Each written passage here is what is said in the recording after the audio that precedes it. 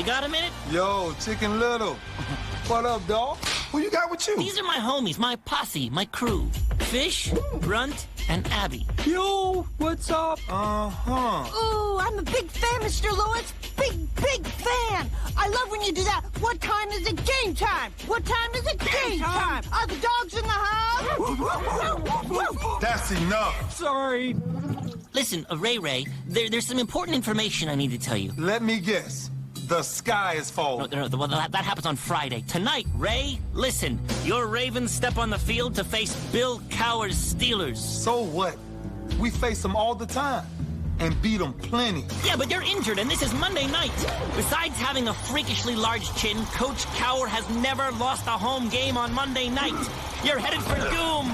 Doom, I tell ya. Doom! Yo, Sierra, it doesn't matter who's out there or what their record is. Man, you're talking about the Ravens. They can have 100 guys out there, and we're still taking the field. We ain't chicken. That's cold, Ray. Real cold. You know I didn't mean it like that. Don't stop now. You're on a roll. Maybe you'll play finger-licking good tonight. Try to hang a goose egg on him, right, Ray? Keeping your eyes glued to that old pigskin. Yeah! Yeah! Wait, pig what? I'm sorry, all right? Man, it slipped out. But listen, it's almost game time. And I'm gonna have to ask y'all to leave. No, Ray, it's me who has to ask you something.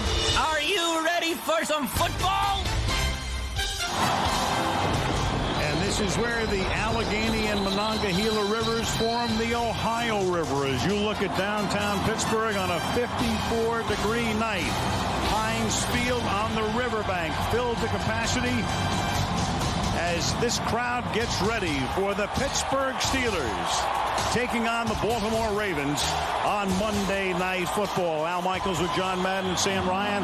Welcome to Pittsburgh. Last week, the Steelers went to Cincinnati, a very big game against the Red Hot Bengals, and they dominated the game. They won 27-13. Bill Cowher said afterward, this game revealed a lot about us. I think what it revealed is they are a championship caliber football team as they try to go to 5-2 tonight. As far as the Ravens are concerned, they pinned their hopes this season offensively on the quarterback Kyle Bowler, but he got hurt on opening night, hasn't played since. Anthony Wright is the quarterback. Jamal Lewis is really struggling. They've scored no more than 17 points in any game this season, and to top it all off, Ray Lewis is out tonight with a hamstring pull. Ed Reed, one of the best safeties in the league, he is out as well. So you've got all these things going against Brian Billick, but he's a very good coach. He goes to the laboratory, John. What does he do? What's the formula to beat Pittsburgh tonight? Well, he's in tough tonight because Pittsburgh is a better team, but I think he has to open it up. You know, that what they're doing is they're just running the ball, throwing short passes, and the defenses keep getting closer and closer to the line of scrimmage, and there's no place for Jamal Lewis to run. So I would think if Anthony Wright would just drop back, throw the ball to Derek Mason, try and loosen that defense up and back them off a little, they could have some success. Now with the Steelers, Bill Cowher said last night, we really need to string some victories together. Are they poised for a hot run down the stretch? I think they are, because as he said, this is a point of the season where you start to get separation. And the way you get separation is starting to get the string of victories. And they have the team. I mean, you look at this team, they have a very good offensive line, good running game. Ben Roethlisberger is a real deal. Their defense is the tops, and I think that this can be the top team in the AFC. We'll see him in action tonight at home. The crowd is stoked. The town is stoked. Bill Cowher does everything but pick us up at the airport for a Monday night game. He is 10-0 in Pittsburgh on Monday Night Football. Now the McDonald's quarterback comparison. The Ravens' Anthony Wright actually began his career as an undrafted rookie free agent with Pittsburgh in 1999. Tonight he makes his 18th career start. And Ben Roethlisberger has won 17 of his 18 regular season starts for the Steelers and currently owns the league's highest passer rating. Get Comcast Digital Cable with HDTV to make every ABC Monday Night Football game a great experience. Comcast, the official HDTV choice for ABC's Monday Night Football. In Pittsburgh, Myron Culp is a local legend. He was a broadcaster for 35 years, retired this year. But he, among other things, brought the terrible towel into play. And there he is. There's Myron waving it along with 60-some-odd thousand of his closest friends. Myron has these fans going crazy tonight. Myron coat, terrible towel, Halloween in Pittsburgh. That's not bad.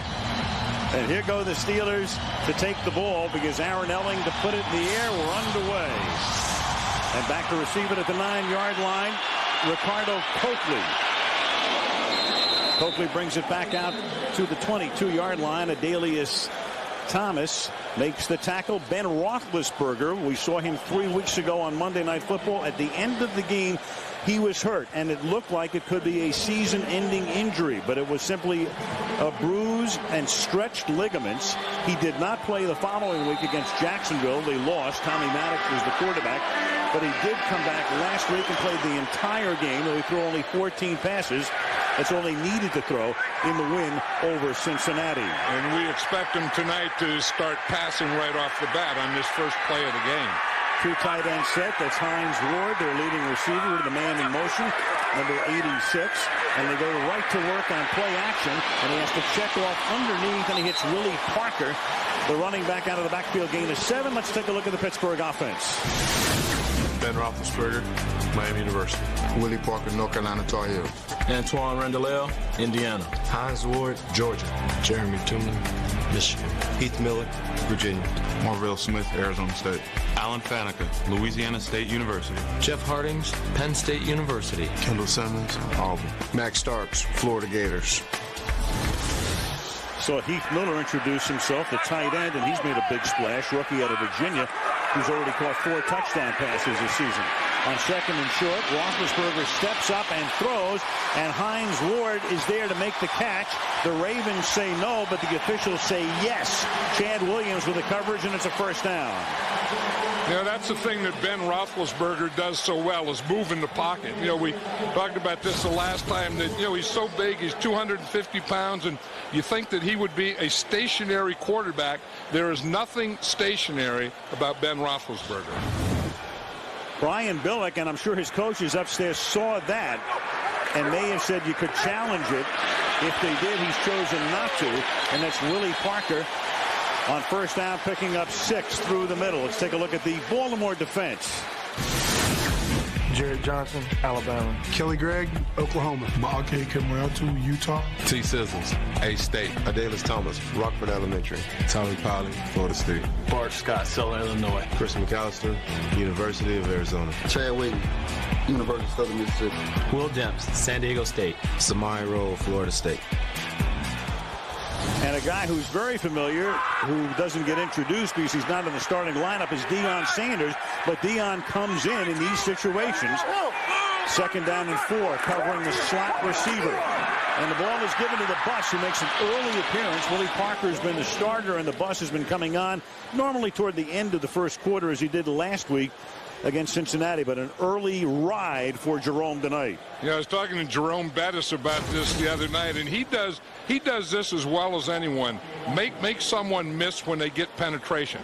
This is a tough thing. You know, usually when a defensive lineman gets penetration, that back is thrown for a loss. But Jerome Bettis, by spinning, you know, at least can get back to the line of scrimmage. He's always looking to make that move in a short space. And out of the shotgun, he stays in, flanking Roethlisberger on 3rd and 2 from the 44-yard line. Bettis stays in the block, and the pass is caught. Not the best pass that Roethlisberger could throw, but when you throw into Hines Ward, he's able to adjust, reach out, and make the catch with Samari Rolle on the coverage. You know, you'll see this is from what they call bunch, and they get the 3 receivers together. Hines Ward is the inside guy. The 2 outside guys run in, and Hines Ward runs out, and it forms a normal pick. Willie Parker back in at running back. They call him Fast Willie Parker out of North Carolina. And what a splash he's made this year. And he gets ridden down here by Tommy Polley with Ray Lewis out. Tommy Polley moves from outside linebacker to the middle in the spot normally occupied by Lewis, and there is Ray and Civies with the hamstring. I tell you, when you take a Ray Lewis and an Ed Reed out of your defense, that's your middle linebacker and your safety. It's also the heart and soul of your defense. I'm not sure which one's the heart and which one's the soul, but they're two of the biggest defensive players in the league. And they're also missing the starting end, the defensive end, Anthony Weaver, who is also inactive. Second down and 5 from the 46. Roethlisberger throwing to the outside, and that's caught. And Hines Ward has already grabbed 3 tonight, and Chris McAllister is there to stop him. But Hines Ward, who caught 3 all week last week in Cincinnati, has caught 3 in the first couple of minutes of the game tonight. And you know, if you're a receiver on this Steeler team and you're going to get your receptions, you better get them early. Because when the Steelers get a lead, Bill Cowher will just shut it down and run the ball. And Hines Ward knows that. If I'm going to get it, I better get him right off the bat. Bill Cowher is like a great relief pitcher. He gets a lead and he knows how to sit on it and take it all the way to the finish line. Roethlisberger likes this. He's 4 for 4. Yeah. And he's going to go deep here. And the pass is too deep, intended for Ward. Ward covered by Samari Roll. And Ben took a shot that time. Jarrett Johnson, number 95, came in to whack him. You know, it's interesting. Rex Ryan is the defensive coordinator of the Ravens, and he says everything that he's going to do defensively is stop the run. He said if they're going to beat us, they're not going to beat us with the run. So he's ganging up on the line of scrimmage, ganging up on the run, and therefore there's some passing opening here for the Steelers. And you saw Roethlisberger as he came out of the huddle. He's feeling the effects of that hit by Jarrett Johnson. Second down and 10 at the 32-yard line. Hands the ball to Willie Parker. Nice cutback move there. Working to the inside, taking it to the 28-yard line. They picked up Deuce Staley last year from Philadelphia. They have Jerome Bettis, of course, who's winding down his spectacular Hall of Fame career. And then Parker's a kid who really came out of nowhere, not used that much when he played his college ball at North Carolina, special teams guy. And then he had a chance to show what he could do. And Bill Cowher kept saying, hey, this guy's pretty good. Bill Cowher has never had one like Willie Parker because he's never had a running back with that kind of speed. The third down back is Veron Hayes. He is in as part of the double slot here. Then the pass goes to the outside. Antoine Randall L. And Randall L. thrusting forward in the grasp of Adalius Thomas and very close to a first down. You know, we showed earlier where they ran that bunch and threw the ball to Hines Ward. He was the inside guy and ran it out. This one, they have the bunch over to this side, and they're going to throw a screen to it. You see the bunch here. Randall L. just starts back. All the other 3 start in a screen protection. The chain gang on the other side of the field, they were ready to move the chains and signal a first down, but it's very close, and they're going to measure because the ball is at about the 22.5-yard line. That's about where the sticks are. In the meantime, we've got to keep an eye on Roethlisberger. He took that hit, and he hasn't looked right since. No, just as he was coming off the field there, he looked like he was limping. And he's grimacing. Here's the hit. We'll take a look after the measurement. The hit by Jarrett Johnson about 3 plays ago.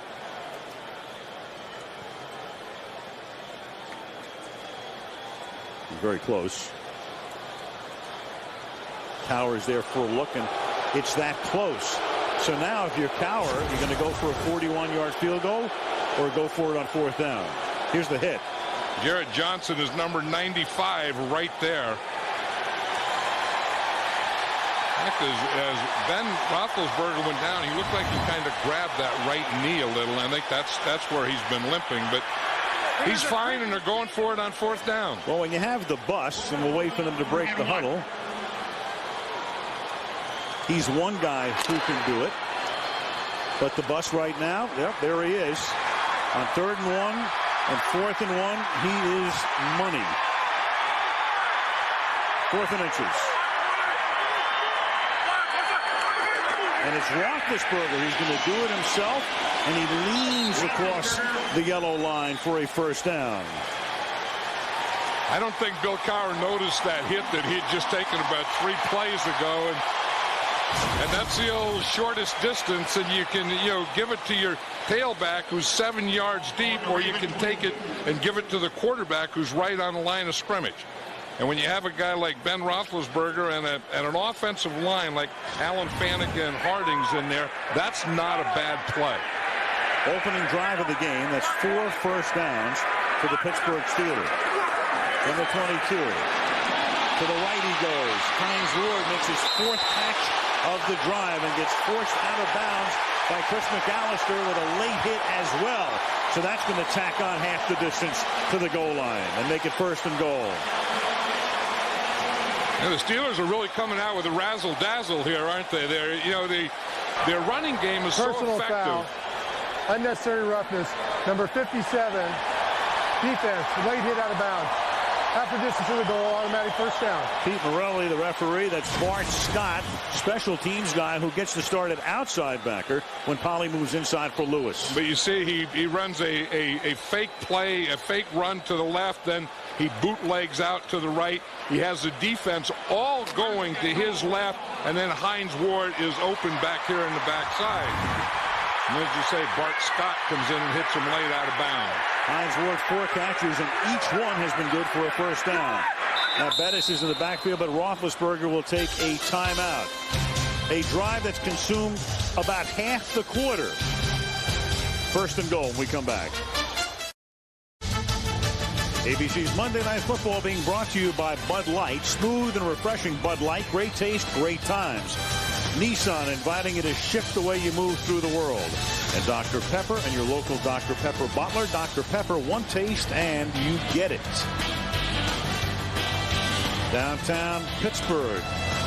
Beautiful bridges across the 3 rivers.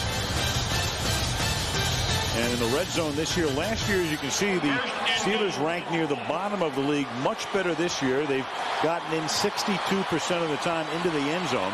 The Ravens, meanwhile, have not allowed a point this season on any opponent's first drive. But right now, the Steelers, who started this drive at the 21-yard line, have a 1st and goal from the 5.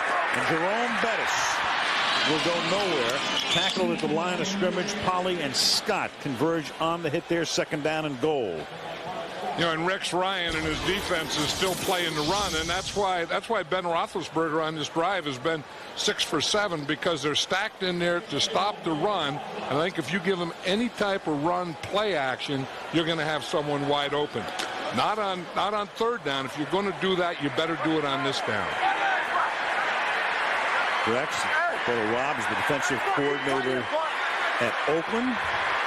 The legendary Buddy Ryan looking on Kentucky. On 2nd down and goal, Roethlisberger is going to sprint to his left, and he's going to be taken down. He does have the presence of mind as he gets hit from behind by Suggs to wrap up the football to keep it, because that's one of those situations where you have a sack or a takedown and a fumble as well. The new Suggs was coming from behind and was able to tuck the ball in. And that's the thing that Ben Roethlisberger does. He really protects the ball, takes care of it. And as you say, he knows right here. He goes, he had plenty of time, he pumped, he had no one open. And then that clock says, hey, Suggs is going to be right behind me. I better put the ball in front of me and protect it. Well, he sneaked an early peek at Suggs. 3rd down and goal from the 5-yard line. Roethlisberger to the end zone, and wide open for the touchdown is Heath Miller.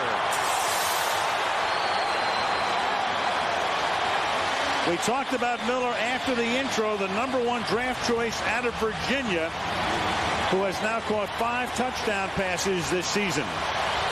And he's really helped this team in 2 areas. One, catching the ball in the middle of the field and down here. You're going to see him in motion. He starts in motion, then he comes back. He's right here, and he just comes right up. He does a little stutter step right there and then gets behind the defender, Will Demps. Jeff Reed for the point after. Chris Gardocki will hold.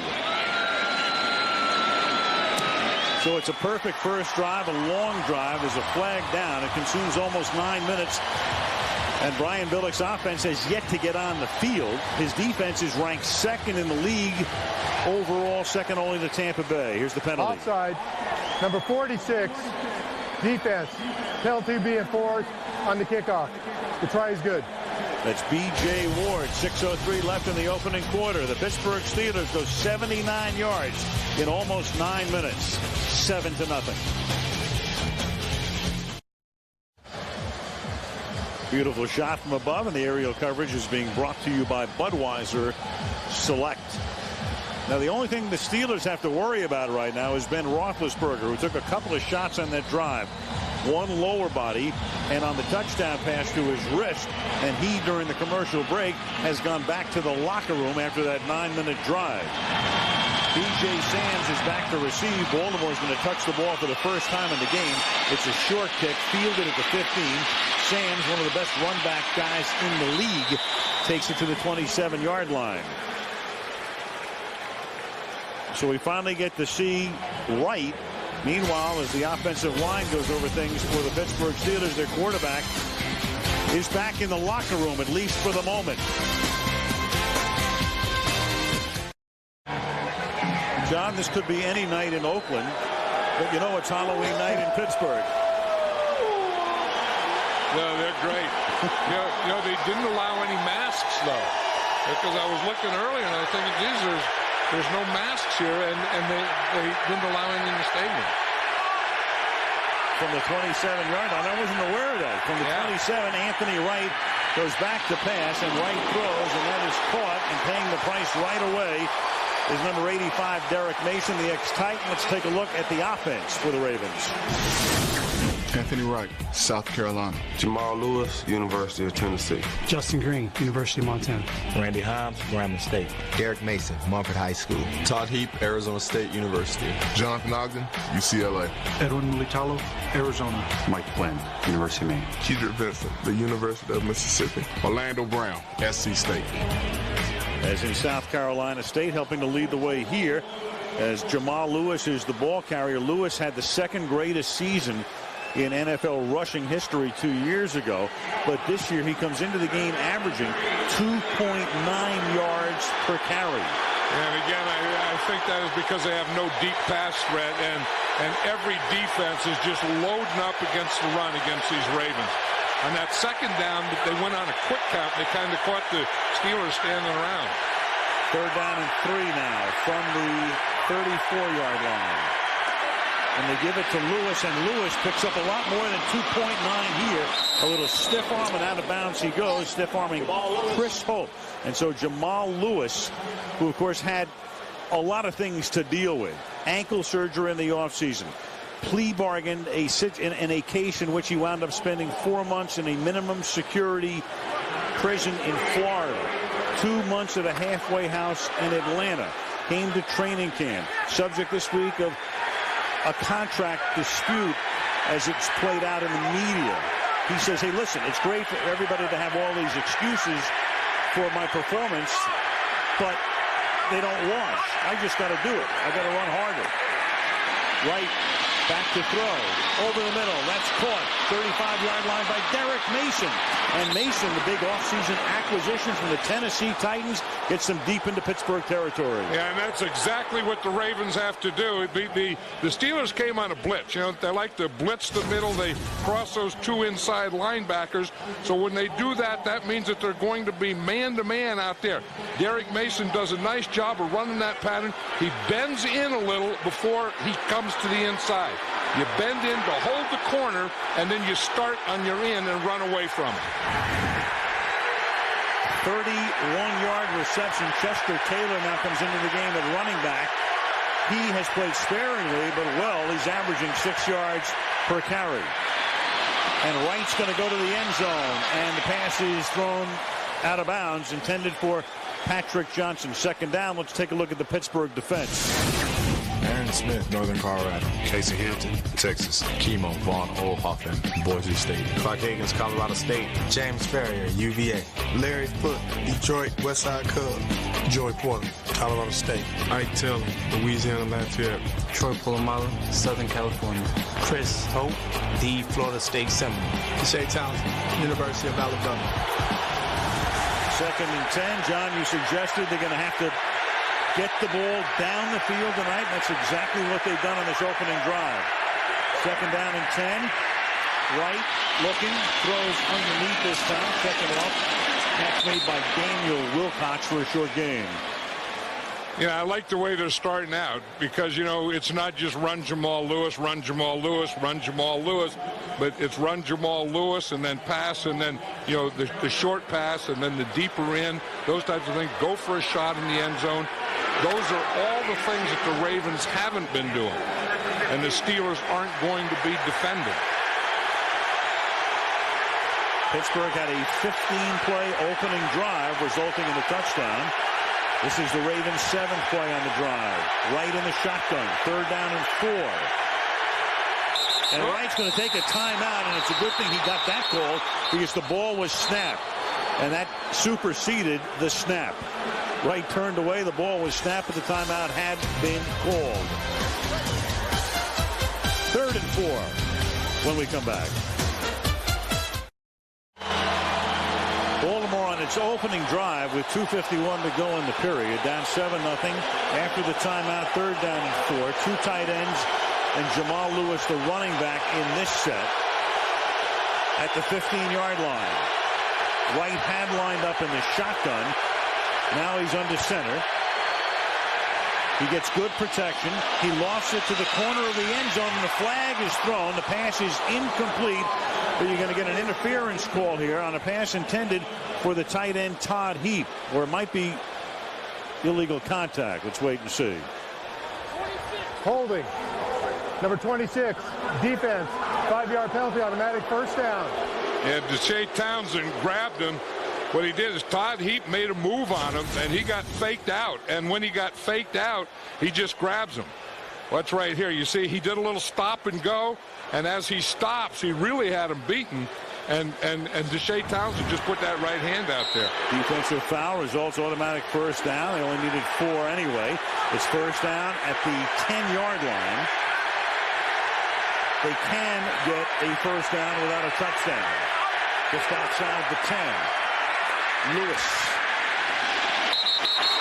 2.5 tough yards to close to the 7-yard line. Joey Porter, 55, in on the stop.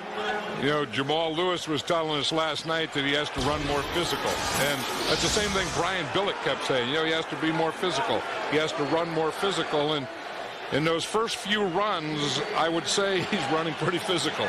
Looks good tonight. Again, averaging less than 3 yards per carry coming in. He's out of the game right now. Chester Taylor, 4th-year back out of Toledo, is in. It is 2nd down and 7 from just outside the 7. Right to the outside and too high. Intended that time for Derek Mason, who gets shoved down at the end. Anthony Wright was going to be the number 2 quarterback with Lewis over on the bench. Kyle Bowler with turf toe. Of course, it sounds like a minor injury, but anybody who's had it knows it's about a 2-month deal these days. And for Bowler, that's what it's been. He hopes to play in a couple of weeks. But Wright, who started his career here in Pittsburgh in '99, though he did not get into a game, and there is Bowler, then went to Dallas, has played in a couple of Monday night games, and now with the Ravens, he's their starter. 3rd down and 7, at least until Bowler gets healthy.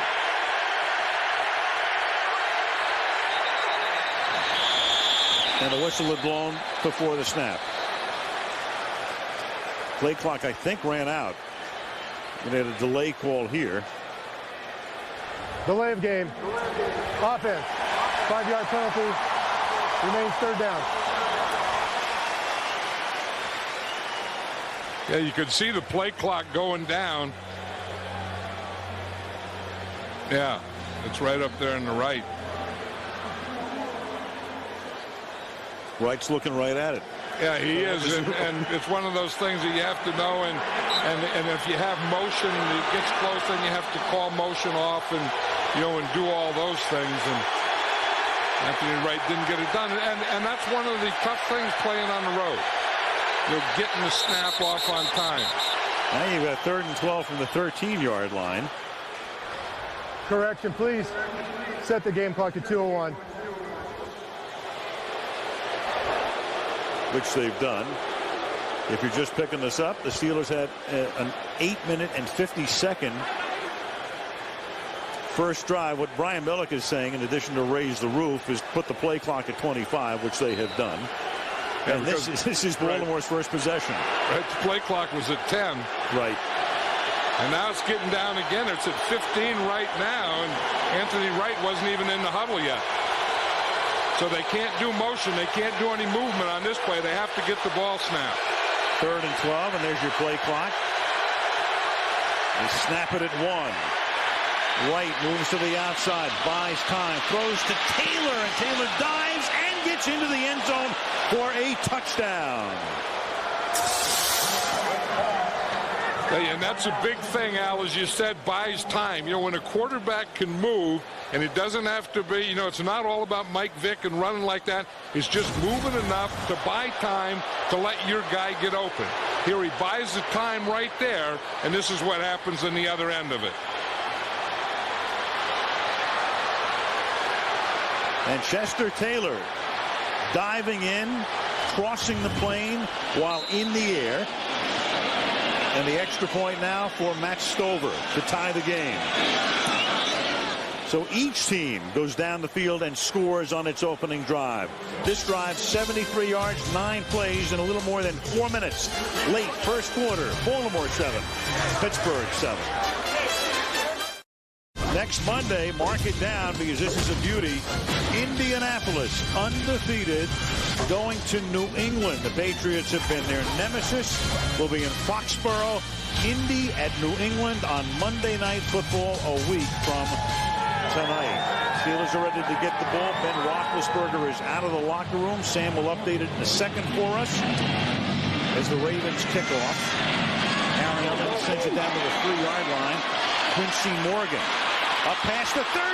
Quincy Morgan down the sideline. And Quincy Morgan gets shoved out of bounds by Aaron Elling at the 37-yard line, and Roethlisberger takes over with a short field. And Sam, what do you know about Ben? Well, it was on that opening drive, Al. We saw him favoring the right knee. He went to the locker room.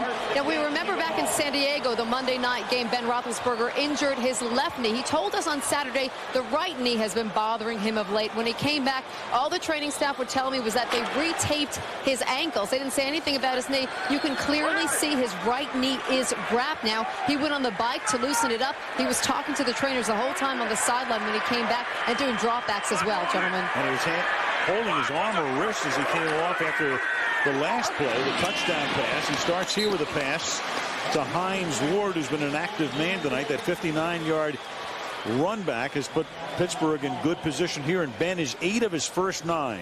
And the more that he passes, the more hits that he's going to take. You know, you talk about Rex Ryan being Buddy Ryan's son. That was always Buddy's philosophy.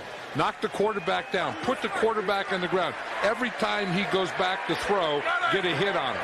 And that's the same philosophy that these Ravens have. 2nd down and 4. Roethlisberger threw 14 passes all last week. He's thrown 9 in the period alone. And to the outside goes Parker. He'll take the ball to the 29-yard line. He's tackled there by Tommy Polley with a minute to play in the opening period. Yeah, you look at this Raven defense, and they'll play 3 or 4 defensive linemen. This one here is with 4 defensive linemen, and then the 2 outside linebackers, and they bring their safety down. Everything is to stack up that middle, to stop the run, get a lot of guys at or around the line of scrimmage. 3rd down, this is where they bring in Veron Haynes, who flanks Roethlisberger in a shotgun.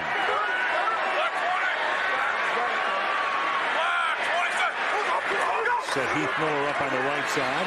Roethlisberger under pressure, runs into his own man. He is tough to bring down, but they do bring him down. And it is Kelly Gregg who brings him down, sacks him, and makes it 4th down.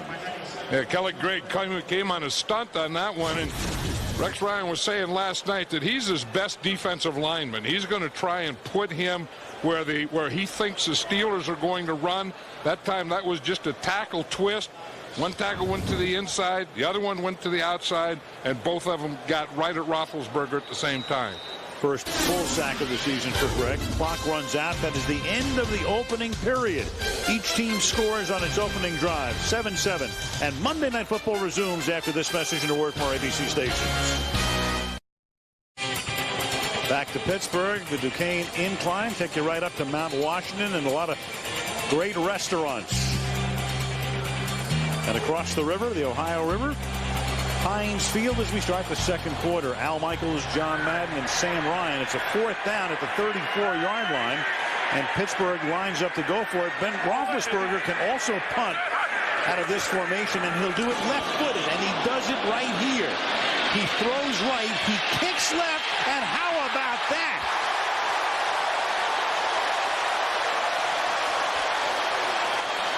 That brings a smile. Bill Cowher was saying that just shows what an athlete this guy is, and they get in that situation on 4th down, and he can either throw a screen or he can punt it, and he's a right-handed thrower. In this, he just punts, kind of pooch punts his left-footed. He started out like a shotgun, dropped back about 3 more yards, took the snap, kicked it left-footed, dropped it right there. He punted once against New England. In that case, it went for a touchback a few weeks ago. Now he pins Baltimore at its own 1-yard line.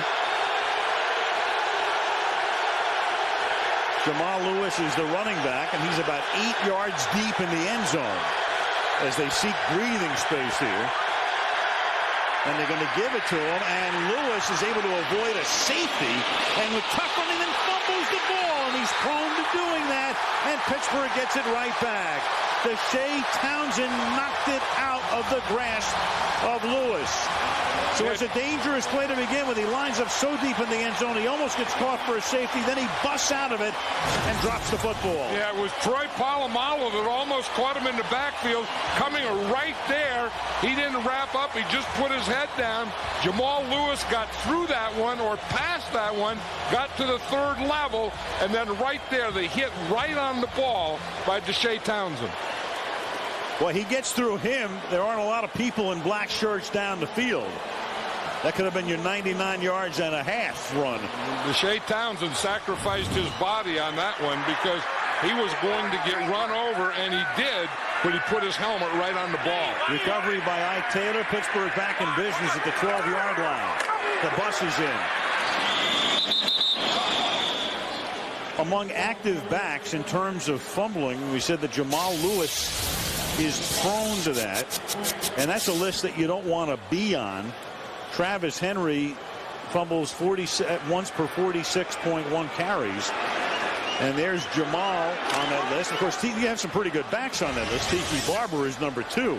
You know, and a lot of times, you know, they want him to be more physical and to be aggressive. And sometimes when you are more physical and more aggressive, you stay up longer and they get more hits on you.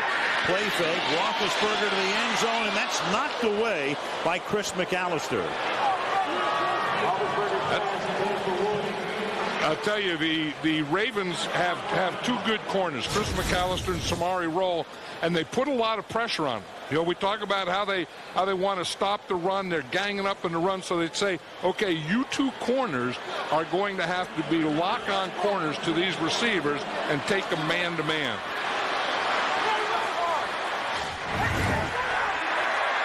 Third down and 10 at the 12. Steelers spread it out.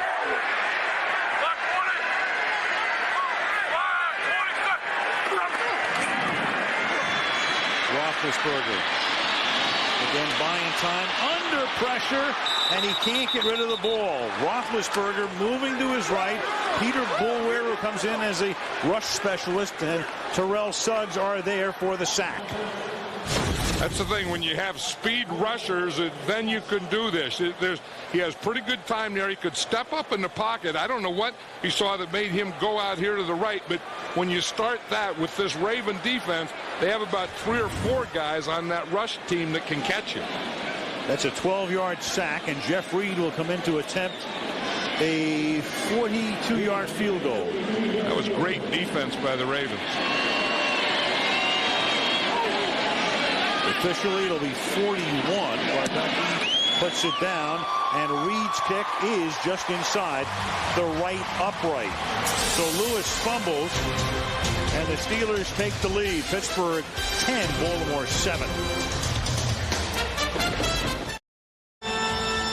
Al and John, trick or treat.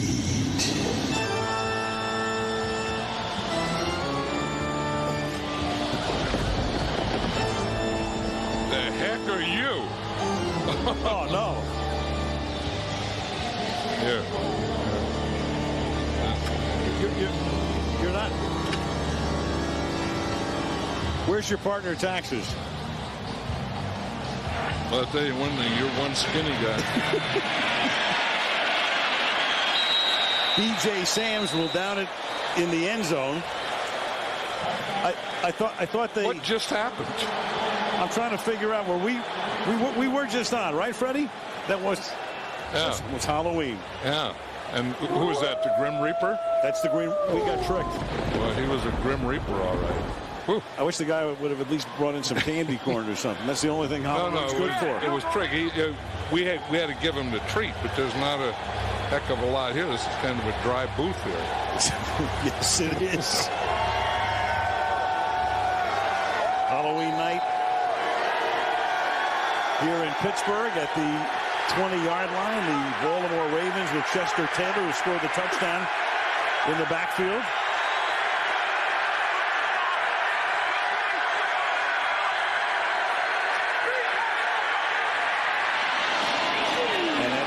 By Todd Heap. You know, no wonder we're shook up. It's not every day you get visited by the Grim Reaper, you know. No, you don't want an awful lot of those. No.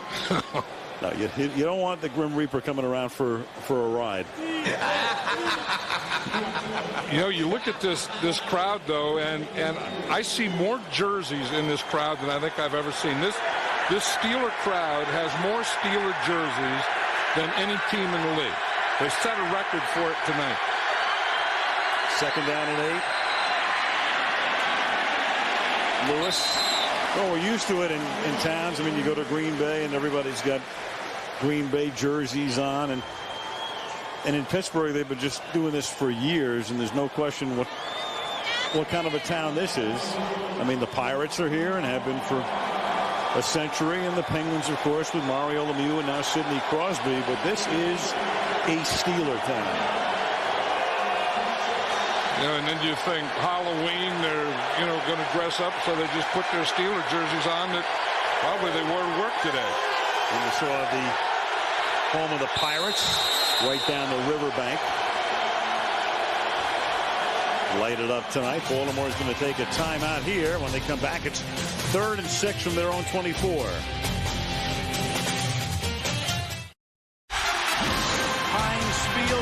Riverbank as this crowd gets ready for the Pittsburgh Steelers taking on the Baltimore Ravens on Monday Night Football. Now with the terrible towels waving. 3rd down and 6 after the timeout. The Baltimore Ravens with Anthony Wright at quarterback facing the blitz here. And they do a great job of picking it up, but the secondary also does a good job as well, and the pass is incomplete. Yeah, the Ravens are doing a good job of pass protection because the Steelers are bringing their blitzes in mostly from the inside. I think they feel that Anthony Wright is going to be right back there in the pocket on shotgun, so they've been bringing that middle cross where they cross the 2 inside linebackers and try and get pressure right up the middle.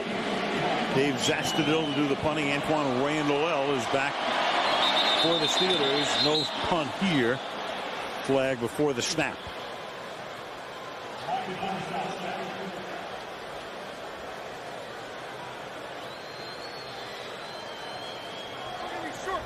Neutral zone, infraction number 81, jumped into the neutral zone, number 81, 5-yard penalty, still 4th down. So Pete Morelli makes the call here. Number 81 is Sean Morey. Wouldn't think a guy from Brown would be jumping into the neutral zone on a punt return. That's a great point. His parents sent him to Brown. They're so proud. Oh, my kid got in Brown, went to Brown, graduated from Brown. And what the heck's he jumping in the neutral zone for? At the 30-yard line. Ben Roethlisberger, one thing that he knows how to do is play with a lead. Take a look at this. Remember, he took over for Tommy Maddox early last season and didn't lose a game. He won all 13 of his starts. And as you look at that in a pie chart, how much of the time he has been leading in minutes per game, an average of 41 minutes per game, trailing only 8 minutes per game. And that's all about a good running game and good defense. And Parker has given them a lot of good running. Picks up a couple.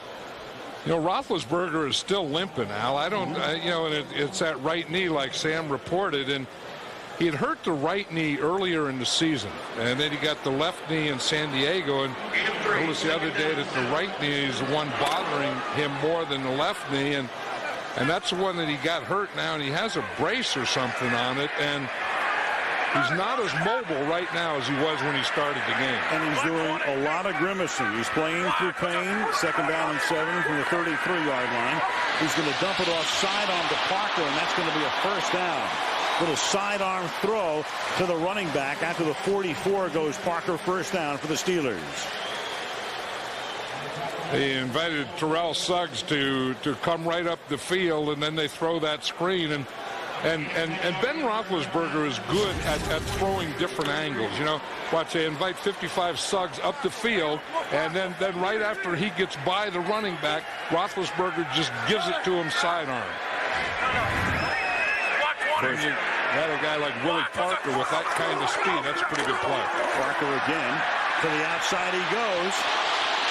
And that's what Cowher loves about him. He may start out inside, but he has that ability to keep working outside, work around the edge, get around the corner, as he does right there. And he picks up a first down on a gain of 16. You know, and that's why you have to be ready for Jerome Bettis inside, and then you get Willie Parker outside. It's the same type of run. You know, it's a power off tackle. It's not an outside run, but he takes it up in that 6 hole, then bounces it out to the 8 hole.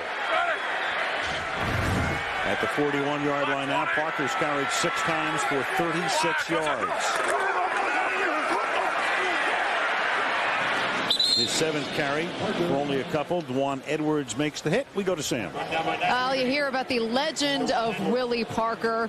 Wasn't drafted. Tremendous speed. He actually got his speed in an unorthodox way. Racing dogs is something he doesn't like to talk about, but I spoke to his dad, Willie Parker Sr. He said his cousin has a pit bull named Tyson. He would line up next to the dog. His cousin would blow the whistle. They would both run full speed. He would race the dog. Never beat him, though, gentlemen. Now, I'd really be impressed if it was a greyhound. Well, so what would happen when the pit bull caught him? That's why you're running, because you don't want to be caught by the pit bull. Absolutely. 2nd down and 8. Roethlisberger buys a lot of time, then throws incomplete through the hands of Antoine Randall. I think we'd all be a little faster racing a pit bull. Well, pit bull's chasing you, man. You get up and go. You hoof it. That was pretty good coverage, because Ben Roethlisberger has time here. He has good time to find his guy, and he drills it in there, but is just a little behind Antoine Randall.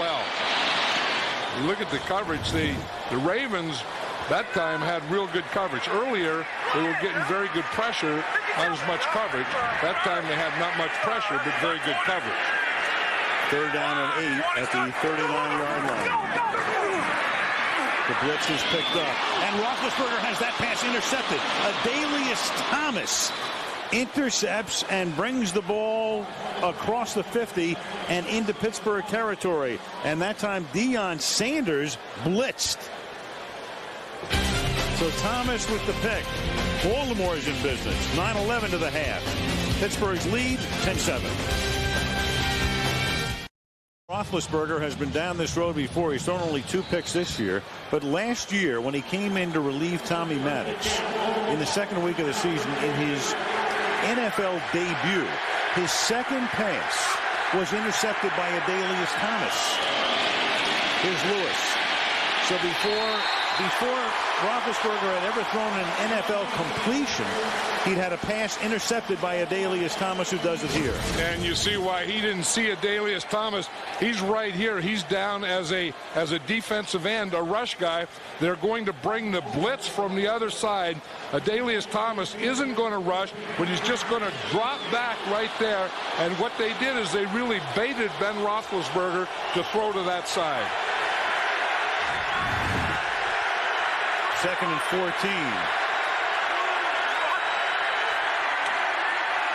Right rolling. Goes back across the field. Taylor makes the catch and gets back to about the 39-yard line, setting up a 3rd and 7. Chris Hope in on the stop. That was an interesting play there to Chester Taylor. He came out and he blocked Larry Foote. He just knocked him down, and then Foote was down, and then he got the ball. Then Foote got up and chased him and made the tackle. Steelers had the ball for 15 plays on that first drive. 27 already total halfway through the second quarter. 3rd and 7. Steelers coming, right throwing, over the middle, finds the open man, and that's Derek Mason, tackled by Ike Taylor. Mason this season has already caught, before the halfway mark of the year, more passes than any Raven caught all of 2004. Well, you're going to see him right here on Taylor, and again, he gives him that little juke move, and that was a heck of a catch because it wasn't a great throw. It was really thrown to his backside or back shoulder and a little high, so he had to kind of stop, go back, and catch the ball. He's caught 40 balls this season, including 3 tonight. The leading receiver last year caught 35. And Taylor cannot get out of the backfield because the big nose tackle, Casey Hampton, denies him. And that's why the Steelers are so tough to run on inside, because of Casey Hampton, Larry Foote, and James Fourier in there. And you see Casey Hampton right here. This is tough. I mean, he's what we call a cocked nose tackle. He's turned. He's on the outside shoulder of the center, and he just takes that shoulder and just blasts it right into the backfield. 2nd and 13.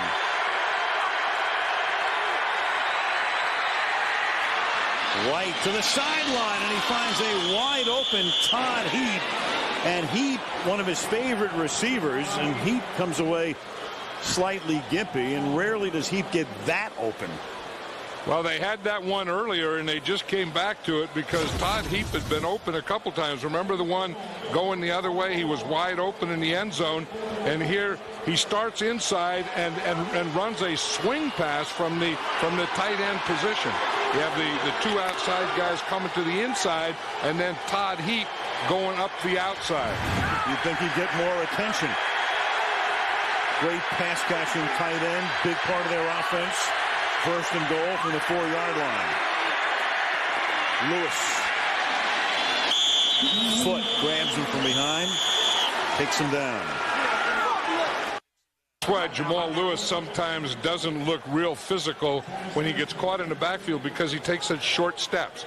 You know, and that's the way he gets through the line. That's the way he keeps his power. That's the way he runs. And then when he gets to the 2nd and 3rd level, he'll open up his stride. But when he takes these short little steps like this, and he gets caught taking short steps, he doesn't look like an aggressive physical runner. 2nd and goal from the 4-yard line. Good protection, but nobody is there, nobody at all. And so as he throws it away, it will be 3rd down. Well, he had very good protection, and there was just no one open. So he did the smart thing. When you get down here, you know, even if you don't get a touchdown, you're in great field position for a field goal. So you don't do anything stupid. And if you get that type of situation like he just had, you just throw the ball away. Only once this season have the Ravens scored 2 touchdowns in a game. 3rd and goal, and that one is too high, intended for Randy Hines. And it will be 4th down. I'll tell you what he missed is he had Derek Mason wide open over on the right side. He's in the slot right here, and he doesn't see it. I mean, he is wide open. There is no one covering Derek Mason. By the time he starts to wave like that, no, it's too late. I mean, you don't do that. That's showing up your quarterback, and that's not a good thing. Getting open is good. And that's why you saw the reaction of Wright. This is a 22-yard attempt by Stover. You saw Wright angry as well. And now they go over it on the sideline. There was Wright. They have to settle for 3, and the game is tied at 10. Next Monday, one of the biggest games of the year, Indianapolis goes to New England. Colts try to go to 8-0. Sunday night on ESPN, the Eagles against the Redskins in the crazy NFC East, where the Giants had that big win yesterday. Deion Sanders on the bench. Deion, an extra defensive back. It's funny. People have said to me this year, hey, is Deion still playing? And for a guy who was everywhere, as a fumble by Coakley at the 28-yard line results in, after Dale Carter created it, the Ravens are running off the field as if they have recovered, but there's been no sign yet from any of the officials. That ball can change hands 3 or 4 times, but it is a Ravens ball. Lines up with the Ravens, and so the Baltimore Ravens with Roderick Green. The fumble recovery. Carter came in to hit him. The fumble by Coakley, who was inactive last week, as he got jarred, and Baltimore is back in business. I tell you, this Raven team has really come in to hit tonight. Yeah, we've seen it on defense. Here it is on special teams. Just, a solid hit right on the ball, knocking it out of there. They have come to play an aggressive, tough game against the Steelers, and it's always that kind of game. Even the Steelers were saying it's a rivalry game. You have to throw out the records. It's always physical, and we are seeing that in this first half. Dale Carter, longtime defensive back, Pro Bowler, 12 years in the league. Missed last year with a blood clot in his lung on special teams here. Creates the turnover, and Wright takes the play clock all the way to 1 and will throw for the end zone, and it is caught in the end zone but out of bounds. Randy Himes, the tall 6'3" receiver. Ike Taylor with the coverage, but he was on the chalk, and it's incomplete. And Anthony Wright was telling us last night that he feels so comfortable with Randy Himes because when he was a backup and they were running scout teams, he probably threw more passes to Randy Himes than to anyone else. That one was just about 3 yards too much to the right. And John, you suggested at the very top, Baltimore would have to get the ball downfield all season long. Wright had thrown only one pass in any first half of any game that was more than 20 yards downfield. Until tonight, Jamal Lewis takes that one to the 26-yard line. Yeah, and then the defenses see that and they know, okay, if you're not going to throw deep, if you're just going to throw short and you're just going to run the ball, then we'll just get our defense closer and closer to the line of scrimmage. And then in doing so, in doing that, now some of those deep things are open tonight against the Steelers. Tonight, Wright has thrown 3 passes to targets 20 or more yards from the line of scrimmage. 3rd down and 6. Shotgun. Nickel defense for Pittsburgh. They blitz. Wright on the run, and Wright throws incomplete because you had Brian McFadden, the rookie out of Florida State, coming off the corner to put the heat on Wright. And he felt that pressure coming from his backside, so he had to roll to the right, and again, he had no one to throw to, so he just threw it away. This is what the Steelers do probably more than anyone in football, is those overload blitzes. They overload one side, get one more rusher than you have, blocker, come from that side. They did it from the left side that time. 43-yard attempt for Matt Stover. Plastico gets it down, and Stover's kick is off the upright. This is about as tough a place as there is in the NFL for a field goal kicker. There's never been a 50-yarder in this stadium. You've got the open end toward the east. You've got a swirling wind. You've got every excuse in the book. The field is a little chewed up, and so this is a very common occurrence here. I'll give you another excuse, a bad snap. Yeah, Zastudil got it down. He did a nice job getting it down. Yeah, he did, but it was behind him, and he had to bring it over, so the timing was a little off. And so again, that's just to add an excuse for you. It looked like it was going to draw in, and then it just stopped drawing. And so it comes back to the 33-yard line. For a kicker, you don't want to hear that second doink. No. Don't hear it. And then nothing else. and the crowd silent. Roethlisberger standing tall in the pocket, and the pass is incomplete. It's dropped by Heath Miller. So we were talking about Deion Sanders before. I mean, Deion had not only a great career, but it was spectacular, and he was vibrant and a great quote. And, you know, you always knew where Deion was. You always knew when Deion was in the game. And then he did a great job on television. He went to the studio at CBS for a while. And then he just had to play again. And it's so funny because, I mean, now he's probably less visible than he's been in 15 years. Right, he just comes in on passing situations as a nickel or dime back, and he covers the slot, one of those things he would never do when he was a starting corner.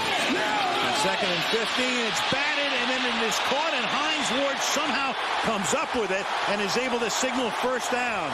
Chris McAllister was there. The ball bounced high in the air. He comes down with it, and it's a first down for the smiling Hines Ward. Hines Ward will smile after a hit like that, but how about the hit that number 49, Chad Williams, puts on him? And Hines Ward is one of the few guys that can take a hit like that, bounce up like that, and smile. Assuming he knows what county he's in. I mean, he was whacked when he got that. Chad Williams, the guy taking Ed Reed's spot at free safety. 1 yard gain for Parker. 3 minutes to go in the half. Let's go to Sam. Alan, John, you were talking about Deion Sanders being a part-time player now. He told me playing nickel is the most difficult position he's ever played in his career. He said you have to come off the bench and just be ready. I asked him, what's the biggest physical challenge for you? He said rest nowadays. He doesn't practice on Fridays. He needs more rest. And he told me, I don't miss being in the spotlight. I had my chance in the sun, guys.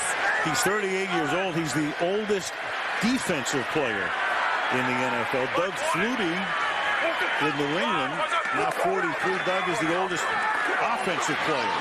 Roethlisberger throws, and that's too high, intended for Cedric Wilson. You know, that's one of those timing things where the quarterback wants to throw the ball before the guy makes his break. That time, Ben Roethlisberger threw the ball too much before Cedric Wilson made the break. I remember when we did the San Diego game, Bill Cowher was saying that, you know, he would like him just to hold that ball one beat more sometimes. And I think that last pass was when he would have liked to have held it one beat more. 3rd down and 9. Roethlisberger grimacing a lot less as this period moves on than he was in the first quarter and early in the second. Steps up, fires, and that's low and a little bit outside for Hines Ward. And right after he threw that ball, he took another hit, and I don't think he's moving like Ben Roethlisberger, and I think that's affecting some of his accuracy too, because again, the other night it was just practice, but I mean, he was almost perfect. And then tonight on those last two passes, he's been off, and I think he's banged up. I mean, now it's his shoulder, and it was, you know, his right knee before, but he's not complete. Been that way since the opening drive. Chris Gardocki, who's never had a punt block in his career, which is now 15 years long. B.J. Sands, he fields it at the 14-yard line. And takes a pounding, and a flag comes in for perhaps a late hit at the end of the play. Well, that is a pounding. They've been pounding each other. Remember the old deal as a kid where you couldn't can the center, that anytime the center had During his... the return, illegal block in the back. Number 46, receiving team, 10-yard penalty, first down. B.J. Ward. Remember that if the center was down and he had his head down between his legs, you couldn't hit the guy. They called it can in the center. Well, in the NFL, they don't have that rule, and here's a center getting canned. Yes, he is. He got kid. He almost knocked Morey off. He's down here on his back and thinking, what the heck just happened to me? Greg Warren is the snapper, number 60, the center. First and 10, Baltimore ball. At the Ravens 14-yard line. And at the 14-yard line, first down.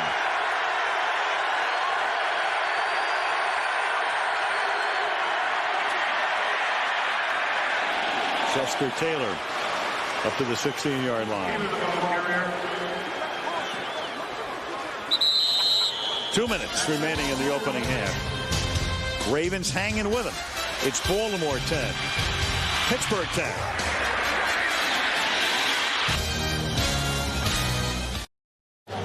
On On the Toyota halftime show coming up, we'll remember the Giants owner, Wellington Mara, who passed away last Tuesday. And then we'll have the Week 8 highlights with Tim McGraw. What would Virginia say about that, though, John? That's the only question I have at the moment. Yeah, it's priceless because there's no price. Second down and 8 from the 16-yard line. Right to the outside, and that is caught by Daniel Wilcox. He makes his second catch of the night, but he's a little short of the first. It'll be 3rd down and 1. I'm impressed with Anthony Wright tonight because, you know, that old cliche, they say play within yourself. I have the feeling that he is playing within himself, but not getting so conservative that he's doing nothing. I mean, he's playing within himself, but when there's a shot there, he's trying to get the shot. 3rd and 1 from the 23. And does he get the first down? Troy Polamalu hits Chester Taylor as he gets just about to the yellow line, and Morelli says, I don't even need to measure. That's a first down. You know, if there's going to be a short yardage play, watch Troy Polamalu there, number 43. He's coming on the blitz. That's the same thing that he did in the end zone. Remember when Jamal Lewis was coming out there, he ran that same blitz and he missed him. That time he wrapped him up. For the number 1 pick in 2003. And he's all over the field. You know, he plays defensive line, he plays linebacker, he plays safety, and he plays corner. All within one game. Lines up all over the field. Right now he's the deep safety. As Wright will throw it under the middle, and the catch is made just outside the 30-yard line. Darnell Dinkins gets up. And the clock will stop here because Baltimore is going to take a timeout with 61 seconds remaining, and that was good enough for a first down. First down, Baltimore. The game is tied, and that is their final timeout. You know, one thing we talk about is the protection that Anthony Wright has been getting, and one reason he has big Jonathan Ogden over there at left tackle, and there's not many guys that'll get by him. I know he had trouble with Dwight Freeney in a game, but when you look at the left tackles or the offensive tackles in the NFL, Jonathan Ogden is one of the best. Number 1 pick back in '96 when the Ravens started. Ben Roethlisberger tonight led him down the field on that opening touchdown drive, which resulted in Keith Miller's 5th touchdown of the year in 4th in 4 games. He went to Hines Ward a lot early, and Ward, paying the price on that hit, has caught 6 passes tonight. And Anthony Wright managing the game nicely, taking his shots downfield when they're there. And that Chester Taylor dive for a touchdown. Baltimore's touchdown tonight. Each team with a field goal. It's 10-10. 1st and 10 now. Ravens without a timeout. Wright will throw incomplete to the outside, intended for Derek Mason. Yeah, the Steelers ran a 2-4 nickel, and they had double coverage there. They had, you know, a guy over the top and a guy cutting underneath. So I think that was one that Anthony Wright, the read took him over there to that receiver, but he saw that guy undercutting, and he knew that he just had to throw that ball away. With LeBeau as the defensive coordinator, one-time head coach at Cincinnati. Great defensive back in his playing days with Detroit. 2nd down and 10 from the 34. Wright going into a lot of traffic for Patrick Johnson, and that's incomplete. It'll be 3rd down. The irony with the Ravens, of course, Brian Billick in his 7th year got the job in '99, predicated upon what he had done at Minnesota as an offensive coordinator, and yet in Brian's years in Baltimore, it's been all about the defense, including the Super Bowl championship year of 2000. Right, and then the offensive part of the Ravens has been about the running game. Jamal Lewis. 3rd down and 10. Right, and that's a great catch made by Himes. John talking about how Wright telling us last night he loves to work with Himes at 6'3", a very inviting target. No timeouts remaining, so they'll spike it here to stop the clock with 37 seconds, and it will be second down coming up. Monday Night Football is being brought to you by Southwest Airlines, proud sponsor of the NFL and official airline of Super Bowl 40. Budweiser Select. Finally, bold taste meets a clean finish. Expect everything. Circuit City for the hottest new technology. Think Circuit City, just what you needed. And GMC trucks and SUVs, we are professional grade. In the Steel City on second down and 10 at the 44-yard line out of the shotgun. The pass is caught at the 40 by Todd Heap. Right, saying, give me the play, call the play, and send the play into the helmet. Third down and 6. And that pass is caught 38-yard line. That's Heap. It's going to be fourth down. And again, no 50-yard field goal has ever been kicked in this stadium. And on fourth down, with no timeouts left and the clock ticking down, Pittsburgh. You've got a second team timeout. Will be a 30-second timeout. A Pittsburgh time, which is that's a real interesting call here, because it's going to give Baltimore at least the opportunity to set up for a field goal. Yeah, because as you say, it was fourth down. Baltimore didn't have any timeouts. Yeah. Obviously, you can't spike the ball on fourth down, so They couldn't have done anything. Now they have a timeout, so they have a chance to talk about it, and they have two options here. I would say try a long field goal, like you said, that doesn't happen in this stadium. Or the other thing is just take a shot at the end zone. Take one shot. Why not? Maybe you get an interference call, which would extend the half. They're not going to send Stover in here. And instead take that one last shot. And if Pittsburgh has any time left, it'll be time for only one play. Aaron Elling would be their long field goal kicker, but they're not going to go with him either. Trips to the right here. It's fourth down and 3. And then you've got Edwin Mulatalo moving. False start, number 64. Offense, 5-yard penalty, remains fourth down. That's going to move it back to the 43-yard line. You know where he went to high school, Edwin Mulatalo? No. Daly City, California, Jefferson High School, student body president. Pittsburgh 42. Right outside of San Francisco? Right. Your high school. Yes. There you go. Now you're talking. Proud of our fellow alumni. Here's row one defensive lineman, 1-3-7 is what the Steelers run. Right. Rolling to his right. And he's going to launch one to the end zone. He's got a couple of guys down there, but a lot of black shirts down there. And Ike Taylor will come away with the interception. And the ball, was there a whistle is the question. There seems to be a question about that, and apparently there was.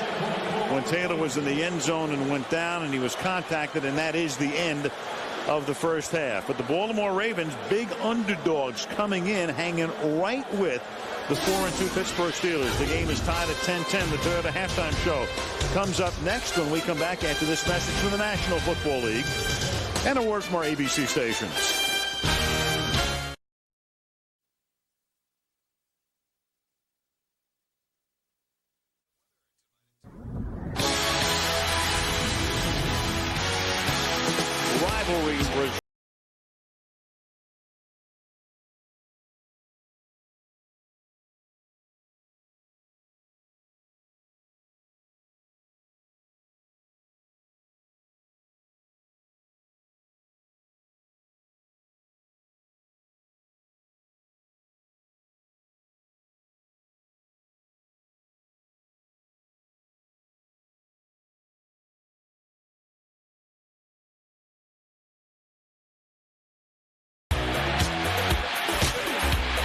Kicker, you don't want to hear that second doink.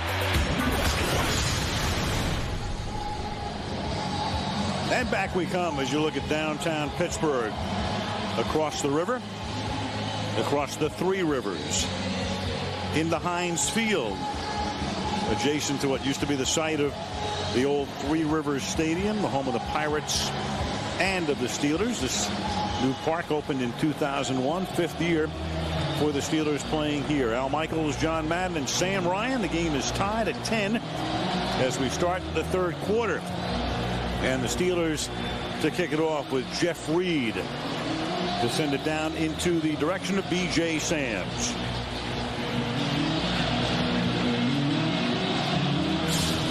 Taken down at the 23-yard line. Andre Frazier had him in his sights, made the hit, and there's a flag down at the 15-yard line. So we'll start with a call from Pete Morelli's crew. During the return, illegal block in the back. Number 81 of the receiving team, 10-yard penalty, first down.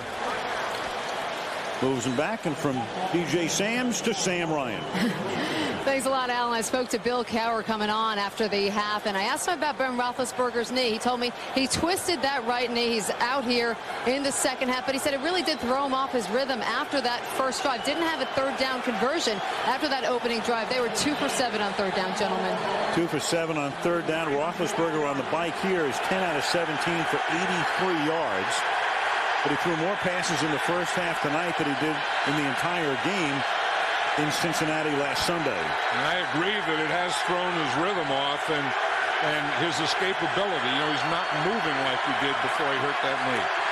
From the 8-yard line, on the ground, the Ravens, and it's Jamal Lewis running a little harder tonight than he has this season, but he did have that one costly fumble for Jamal Lewis tonight. He's carried the ball 9 times for 40 yards. So he's averaging better than 4 yards per carry. Neither team rushing for much. Ravens with 145 passing yards in that first half have the advantage in total yards, and each team has coughed the ball up twice. Lewis on 2nd and 1. Little stutter step flag comes in. For the moment he has the first down, but the Steelers indicate a hold. So does the umpire, and that one's coming back. I think the Ravens had a little more Holding. success. Number 91, defense, 5-yard penalty, first down. They had a little more success, I think, when they were throwing on first down. Loosen up the defense a little and then come back and run on second. And, you know, kind of get in that type of thing where you're going to run on throwing downs and throw on running downs. That's a pretty good deal against this Pittsburgh Steelers defense. The penalty was against Aaron Smith. First down running is very, very difficult against this defense. Back to the 25, a little throwback to Wright. And then Wright is going to launch one deep downfield into double coverage, and it is intercepted by Hope. And Hope looking to lateral it, and he does to Taylor. And he's out past the 40. He's into Raven territory. He gets to the 43-yard line.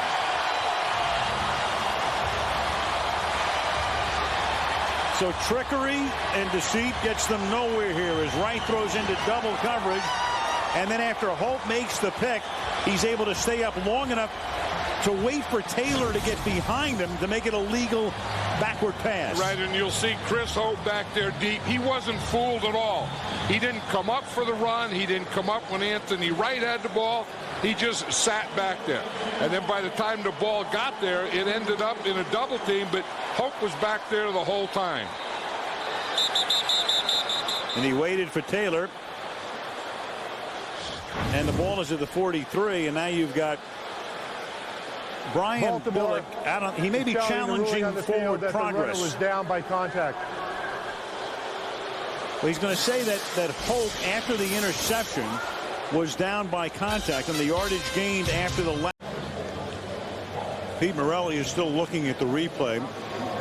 We did too in the commercial break. And it appears that he is down by contact. Hope with the interception. And then the reach around makes contact. All you have to do is touch him. And he gets him near the calf. And that would be enough to negate what would be about a 22-yard gain after the lateral.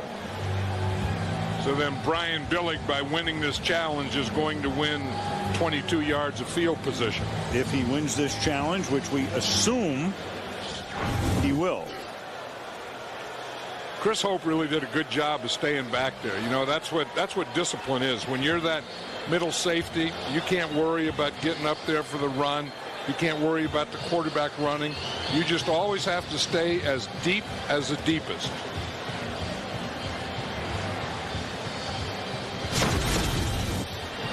We just look, here's the safety right here. Now all these other guys can take care of run and everything up front. And you just have to stay deep. You see the run starts there. He doesn't come up. He just stays deep.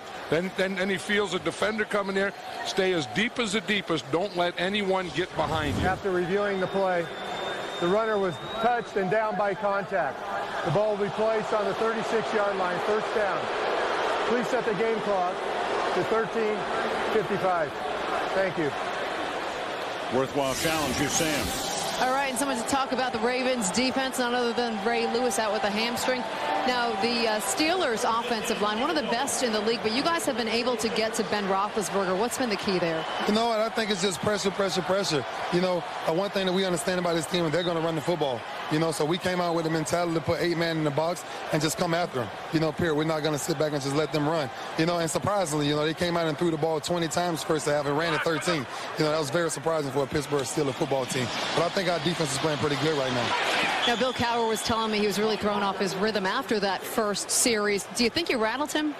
You know what? I don't know if we rattled them. I don't know if they rattled themselves. But I think the way they did play, I think I'll take that, you know? But you have to understand this. In the second half, they're definitely going to come back and do something totally different. I mean, they're definitely going to come back and try to establish their run game. And that's why we have to keep making the plays we're making on defense and keep playing good offensive football, scoring points, and just keep moving the ball. Ray Lewis, thank you very much for your analysis.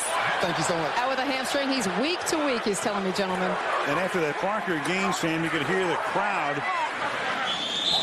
roaring, and what they were roaring about is that on that play with Parker, when they put it up on the board, it looked like there was a face mask infraction, which wasn't called. Now Parker again here, and you saw Bill Cowher, who was upset as well. It'll be 3rd down and 6 now at the 40-yard line. I was talking to Ben Roethlisberger the other day, and this is a situation that he's really not too fond of. You know, the most difficult passing situation is that 3rd and 5 or more. And when you run and don't make it on 1st and 2nd, then you get in this 3rd down and say, okay, Ben, now you take care of it. 4-man rush, good protection. First down, over the middle, main man, Hines Ward. Hines of Heinz Field for a first down to the 46-yard line of the Ravens. Yeah, that's that same formation that the Steelers have been using, what we call bunch. And you'll see here's the 3 receivers here. Here's another outside receiver. Hines Ward, the inside of the 3. And you can all come off the line of scrimmage, and you get one going short. You get 2 ends, and then you get an outside guy going deep. That really puts a defense in a bind. 15-yard gain in the first down. On the 3rd down conversion at the 45. And now Roethlisberger's going to pack it himself and slide to a halt at the 41-yard line. Tommy Polley is there. Yeah, one of the things that Sam was saying, that Bill Cowher said, that Ben Roethlisberger has kind of not been in any rhythm, and I agree with that. And part of it is maybe the knee, but part of it is this Raven defense. And if you just look at the hits that he took early, here's one, here's the last play right here, but he has really taken a lot of hits in this game. 2nd down and 7.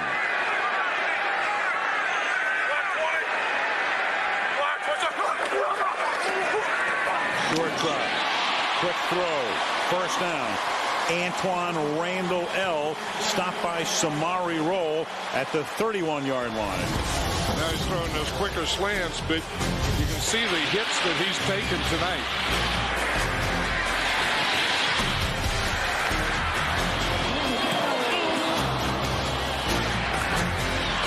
All night. Early and often. Right. I mean, any Ryan last name defense is going to hit the quarterback a lot. Yes. At the 30-yard line. To the outside goes Parker, and that is a great stop by Bart Scott. Scott, the special teams maven who gets the start at linebacker. When Lewis went out, they moved Polley into the middle and Scott into the spot normally occupied by Tommy Polley. Look at the hits on Ben Roethlisberger. He's been hit 5 times and knocked down 4 times, and he's been sacked twice. So this is not a Ben Roethlisberger night. But it is a Baltimore Raven defensive night, despite the absence of Ray Lewis and Ed Reed. 2nd and 10. And another hit. But he gets the throw away, and it's caught as Bart Scott was able to get to him, but he completes it to the 24-yard line to Heath Miller, the tight end. You know, he reminded me on that play as Terry Bradshaw. You know, Terry Bradshaw was so big and so strong that you would get there and you would hit him, but he would still get the ball away and complete it. Now, this is amazing. And when you can be going down like that, wrapped up, going to the ground, and still get that much velocity on the ball to complete it, that is something. Roethlisberger, terrific after contact is made with him. We talked about that when we had him 3 weeks ago in San Diego. An example there, 3rd and 4, catch made at the 11-yard line.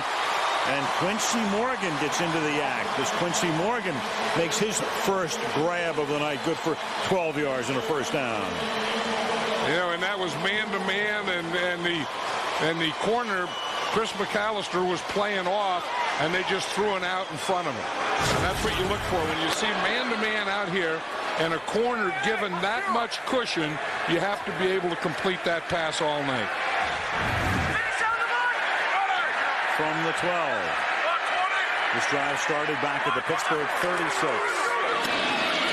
Flip cut Ward, and he gets rolled down by the left cornerback McAllister after a short pickup. See, they tried to come right back and take advantage of it again. You're thinking that Chris McAllister is going to be deep, so just take the ball and just throw it out there to Hines Ward. See, when he's that deep, they think that they can get it to him quickly, and he can still pick up 5 or 6 yards before McAllister gets there.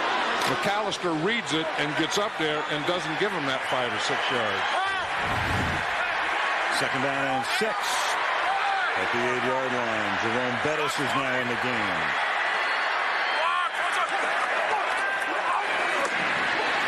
Roethlisberger to the end zone for a touchdown to Heath Miller. And the tight end is back in the Pittsburgh offense. Very much back. Doesn't that remind you of the first drive of the game? Absolutely. It was the same type of thing. Boom, boom, boom, all the way down the field, ended up with Heath Miller. Big thing, we talk about Heath Miller and what he gives them. You know, he gives them that middle, and he gives them a big, big presence in goal line passing. But the thing that he doesn't have, and all the players are getting on him out, he doesn't have a celebration. And everyone is trying to teach him a celebration, teach him a dance. He has none, which is pretty pure. He would have needed 6 of them because that's 6 touchdowns already in his first 7 NFL games.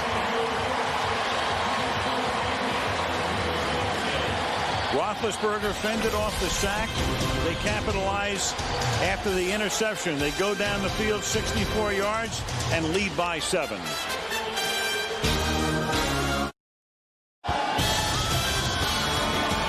Monday Night Football being brought to you by Rocky Mountain Refreshing Coors Light, the official beer sponsor of the NFL.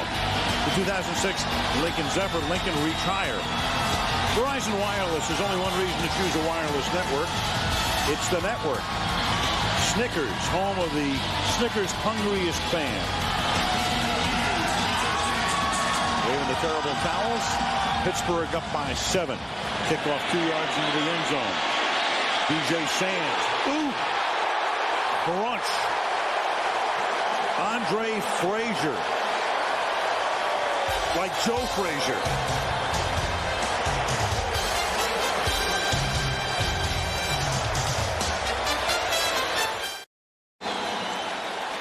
Back in Pittsburgh, Ben Roethlisberger with a punt earlier that led to a Pittsburgh field goal, mini trick play, and then the trick play by the Ravens didn't work at all as Jamal Lewis carries for 3. Pittsburgh capitalizes. Lewis tonight talked about Jamal, the problems he has had. You go back 2 years ago, when he had the 2,000-yard season. The average in the NFL, 4.1 yards per rush over this period of time. He averaged 5.3 in that spectacular year. Last year went down to 4.3, still above the league average. And this year came into the game averaging under 3 yards per carry. Tonight he's averaging a little better than 4 yards per carry. And this time he picks up about 5 as he gets slung down up at the 22-yard line. Yeah, I'll tell you, that's tough running though, because if you look at the end of that picture, there were 11 Pittsburgh Steelers up there. So when Jamal Lewis runs the ball, he's going to get a divot on the helmet, and he's going to get about 8 or 9 or 10 bodies on him every time. But when you just watch the end of this, he has to make moves and run and do all these things just to get that many yards. And at the end of that play, there was every Pittsburgh Steelers jersey was surrounding him.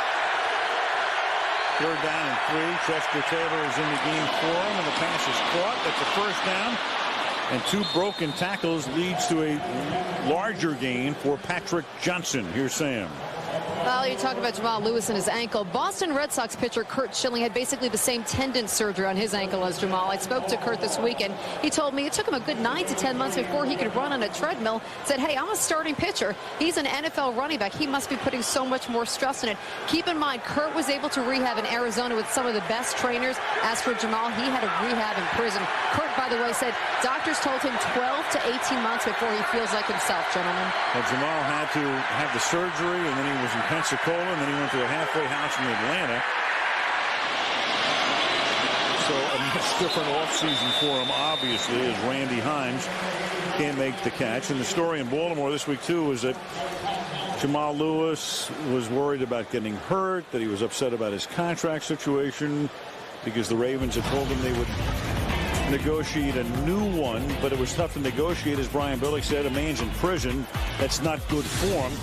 He doesn't want to negotiate during the season, but Lewis said, you know, it was a little misconstrued. He said it has nothing to do with the kind of year I'm having right now. Yeah, but that's one of the problems with free agency, and that's when guys are worried about their contract and still playing. 2nd and 10. Yeah, Chester Taylor stopped for no gain. You can say something is in the back of your mind because you're trying to put something in the back of your mind, but if it's in the back of your mind, it's in your mind. Yeah, exactly. Yeah, that's what I thought. I mean, Jamal told us last night, he said, you know, it's not a big thing. I'm going to play because that's what I am. And he's doing that. He's a pro, but he also said it's in the back of my mind. Well, like we just said, if it's in the back of your mind, it's in your mind. So you are thinking about it, and it is a thing. But it's not only a thing in this league with Jamal Lewis. There's a lot of players in this league in the last year of the contract trying to stay healthy. I never figured out where the back of your mind was to begin with. Here's Chester Taylor. And a big conversion on 3rd and long here as Taylor takes the ball to midfield as he breaks out of a tackle, a would-be tackle by James Harrison. Yeah, one of the things we don't want to miss is the job that Jonathan Ogden, the left tackle, is doing on Joey Porter over here. If Ogden gets his hands on you and you're an undersized guy anyway, like Joey Porter, you're not going to get close to the quarterback. At midfield, Ravens down by 7. 4:15 to go in the 3rd. Lewis is back in the game. He gets the ball about 1.5 yards. You can always tell when Polamalu's in on a tackle because that mane is flying. Yeah, right. And they have 8 men in the box. You know, we talk about 8 men in the box. That 8th guy up there, well, that's Troy Polamalu. And when he's up there, he's playing like a linebacker, and he's coming on a blitz. And then when he sees a run, he just flattens out right down the line of scrimmage. He makes Al Harris's do look like a crew cut. I'll tell you, with that do, he has very great instincts. 2nd down and 9 from the 49-yard line. To the 45-yard line to Daniel Wilcox, who makes his 3rd catch of the night. You know, Anthony Wright has had some guys open. I mean, on that pass a couple of plays ago, Randy Himes was wide open, and he just made a bad throw out there. And he's had Derek Mason open a few times and missed him, either not seeing him or whatever. And you look He's had pretty good protections. Only been hit once, knocked down once, and hasn't been sacked, but he's made some bad throws. Offensive front has done its work. 3rd down and 5. Steelers walk it up. Here they come on the blitz. It's picked up. Catch is made, but not enough for a first down because the tackle is made by James Harrison after the catch by Derek Mason. They're going to spot it at the 41-yard line, and it's short of a first. Oh, that's a lot closer than I thought from up here. I think part of that is a quarterback, and the other part of it is a receiver that if it's 3rd down, you have to run past that first down marker to get the first down when you catch the ball. You should never leave it a foot short. Especially such an experienced receiver. The Steelers were in their dime or 6 defensive back defense that time, and they always blitz on that. I mean, I know when we did San Diego, and Marty Schottenheimer was talking about, he said they blitzed 75% of the time. Tonight they've blitzed just about every time from it. Yellow line a little off, a little closer than initially indicated, but still a key decision here for Billick. Last time Jonathan Ogden, the left tackle, was a little upset that they didn't keep the run out a little more to his side. He had his side blocked pretty well, and I think Jamal Lewis cut it a little tight for him, and maybe they'll get the same thing going, run to that left side, but keep it a little wider. 4th and inches, at least they line up to go for it. And they do, and Wright's going to get it as Wright finds the soft spot over the left side to pick it up for a first down. That's not bad when you got big Edwin Mulitalo in there, and Jonathan Ogden. What he did is he just took the ball and got right in behind his left guard, Mulitalo. He's going to take and go boom, go right there. That's not bad, and Mulitalo just drives off to the inside, and Anthony Wright can get right over the top of him. Yeah, he just goes right over the top of Mulitalo. At the 40-yard line, first down. 2 minutes to go in the 3rd quarter. Steelers lead by a touchdown. Out in the flat, which is made by Justin Green, the fullback, for a pickup of close to 7 yards. And you feel that's a pretty good mixture here. And one of the things the Ravens have to do is throw more on first down, because they can't get in that rut of just run on first down, because the Steelers will take that away. That was a good play call there to go play action on first down.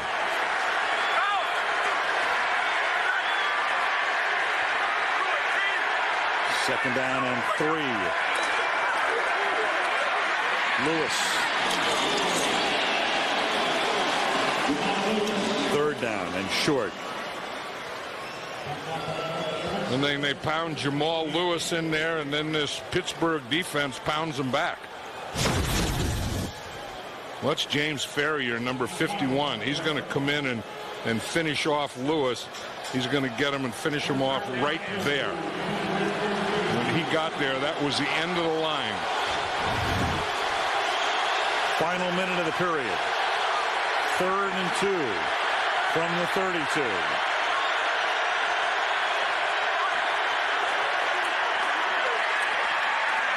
Taylor, and he's got the first down. So they convert on 4th down, then come back, convert on 3rd down, and first down at the 29-yard line. This drives Bill Cowher crazy, because you want to get the ball back, and they're keeping the ball on you and driving on you, doing it with the running game, doing it with the play-action pass, just getting small chunks all the way down the field. And that's going to be the end of the period as you look at the 48-year-old Cowher, who's been the head coach here for 14 years. He's the head coach since '92, and yet he is still only the 22nd oldest coach in the league. He and Chuck Noll for nearly 4 decades. That's the end of the period. Baltimore moving, but Pittsburgh has the lead, 17-10. And Monday Night Football continues after this message from our ABC stations. In Pittsburgh, as we start the 4th quarter, Al Michaels, John Madden, Sam Ryan. Good ball game. Steelers on top 17-10. Ravens have it. 1st and 10 at the Steeler 29-yard line. Chester Taylor is the running back. Wright steps away from the pressure, comes back the other way. It's tipped and it's incomplete, intended for the tight end Todd Heap, who's covered by the linebacker Joey Porter. James Farrior put the pressure on along with Larry Foote, the 2 inside backers that time. Yeah, the 2 inside linebackers, that's their favorite stunt in their base defense, where the 2 inside linebackers come, but they come and they cross. If you see them, they'll come and they cross like that as they rush. And usually one will break free. That time the guy that broke free right into his own guy. Todd Heap could have caught that ball. Absolutely. Chester Taylor made the block to allow Wright to get rid of it. Here's Lewis to the 26-yard line for Jamal. 15 carries for 54 yards for Lewis. The key Ravens tonight. How have they done? Wright has thrown for 188 yards, 1 TD, 2 picks. Lewis averaging less than 4 yards per carry now. Mason with 4 catches. And the Steelers are in that dime defense I was talking about earlier, that just about every time they're in this alignment defensively, they bring pressure. 3rd and 8. You've got Lewis and Taylor both in the game out of the shotgun. Wright stepping up. Wright going to the end zone. You saw the flag, and the pass intended for Patrick Johnson is incomplete. But there are 3 flags down. 2 at the 4 on opposite sides of the field, and 1 at the 9. 12 men on the field. Defense. 5-yard penalty. Still 3rd down. That's a pretty good defense. The old 4-4-4. 1, 2, 3, 4, 5, 6, 7, 8, 9, 10, 11, 12. Out of there. And all 3 officials caught it. You know, there used to be a day that there was a coach in the league. I think I said this before, but on a big 3rd down play, he would sneak in a 4-4-4. And that was before all these television, all the cameras, and all the film exchange and all those things. And you'd see it the next week, and you say, hey, that was a 12-man defense we're playing against. Wasn't you, was it? No. 3rd and 3 at the 22-yard line. So Polamalu come up to the line, and then he backs off. And Wright's going to spin away, gets chased, throws, incomplete. Dinkins goes down. Harrison did the chasing, and it will be 4th down, and in comes the field goal unit for about a 40-yard attempt. Anthony Wright, again, I think is smart on some of these things. When he gets in that field goal range, if you don't have something, just throw it away. He's looking to his left. He wants to throw it right there, but he didn't, so he had to bring it back. Then he started to run out to his right and tried to find something out here. He didn't have anything, so I think he just threw a bouncer. Stover's kicked it like a screwball. Started to hook, then it faded, but it's good. Good for 3 and a 4-point Pittsburgh lead. Steelers 17, Ravens 13.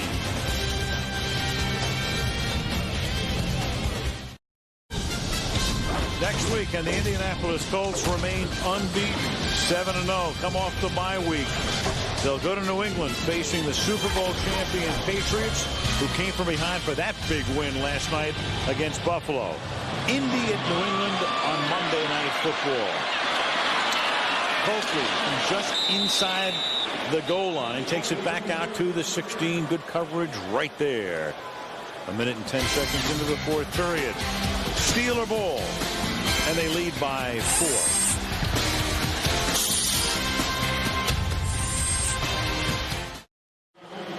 That's just a great shot. Downtown Pittsburgh sparkling on this clear night.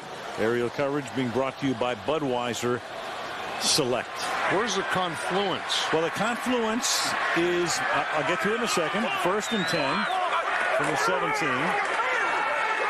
Roethlisberger is going to throw to the outside here into coverage, and that's tipped and incomplete. Chris McAllister, and a flag is down on a pass intended for Hines Ward. So the ball was tipped. They threw the flag at the 37-yard line. Right at the reception area, so it has to be a form of pass interference, either offensively or defensively. The way Hines Ward is walking back to the huddle, he doesn't look like he thinks it's defense. Or did the infraction occur after the ball was tipped? Maybe the focal point of the discussion right here. And then they pick up the flag. The ball was tipped prior to the ball getting there. Right, because all bets are off once the ball is tipped. And that's Adalius Thomas, who already has an interception tonight, who's back there covering as well, along with McAllister. Right, and because the ball was tipped, there can be no pass interference. So the official that saw the pass interference didn't see the tipped ball. Well, there is the Ohio River. We're going to get to the confluence in a second. Every time you're in Pittsburgh, you have to talk about the confluence, because that's the only time in your life you ever use the word confluence. The three rivers, the confluence of the three rivers. 2nd and 10 at the 17-yard line. Jerome Bettis. All right, so let's take a look here. Aerial. Well, I got to figure this out now. That's all right. That's the point. So you've got what you've got here. That's the Allegheny. This is the Monongahela, and that is the Ohio River. There you go. How's that? That is great. Is that well? So then, where all three of them join, that's called a confluence. And those are my X's and O's. So is that the confluence right there? Well, the confluence is where they all join. They all come together. Yeah, where they all come together. Point Park. Okay, now we got that. There we go. 3rd down and 6 from the 21-yard line. Side, and there's no confluence there because Hines Ward didn't even have a chance to make that catch. Tommy Polley coming blitzing through to put the pressure on, and it's 4th down. All right, Ben Roethlisberger almost had a confluence because he was trying to step in and throw that ball, and there's Franco Harris, huh? Leaves you speechless every time you see him, John. No, Franco was a great player, and he was one of those guys that, you know, you never knew when he was going to break a big one on you, but every time you played him, he did. Or make an immaculate reception. Well, that too. Yep. Chris Gardocki. Fair caught, 29-yard line by B.J. Sams. And so Baltimore has the ball. Good outing by the Ravens tonight. Minus Lewis, minus Reed. A lot of things going against them, but they're right in the ball game, down by 4. I got a 60-minute proposition for you. I don't care how we start this game, but we're going to finish it. Let's go. Keep up that intensity. Let's go. Let's go. That guy has to win the prize. Oh, that's great. I mean, he had the spit and everything. Oh, everything. Everything. The jaw. The mustache. The lingo. From the 30-yard line, here's Wright to throw. Underneath, Taylor steps out of a tackle and picks up 16 yards before he stopped at the 46-yard line by Clark Hagans. And again, Anthony Wright has just really stood in there, and he's had good protection most of the night. And I think, especially throwing on 1st down, I think if there's anything that the Ravens have fallen in here to, it's that, you know, if we throw on 1st down, it's a lot easier than waiting and have to throw on 3rd down. From the 45-yard line.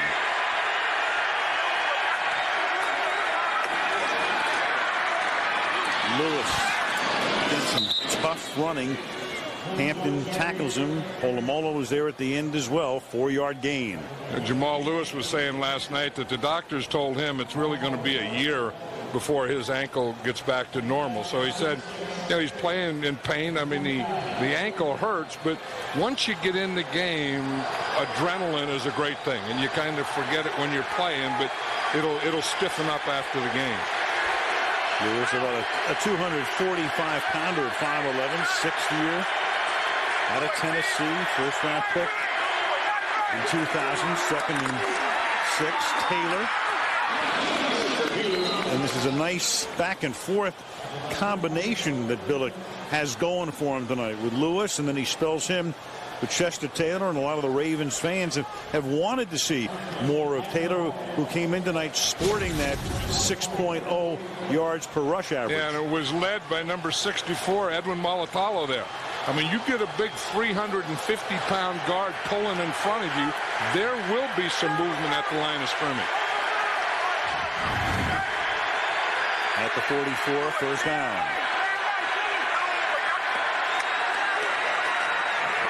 Fake draw over the middle.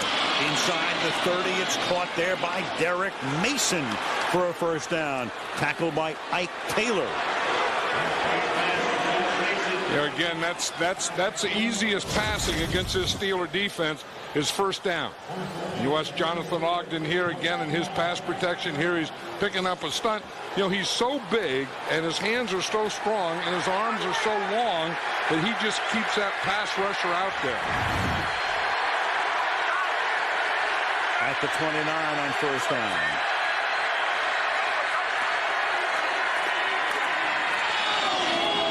And that pass is incomplete. Another one half thrown away, though Mason was in the area. Second down and 10. I didn't know that he didn't have Randy Himes in behind him now. You never know what a defense does after the ball's thrown, but looked like Himes was open running down the sideline towards the end zone. This is a good place to take a shot here. It's going to be harder on third down, but this is a pretty good shot down.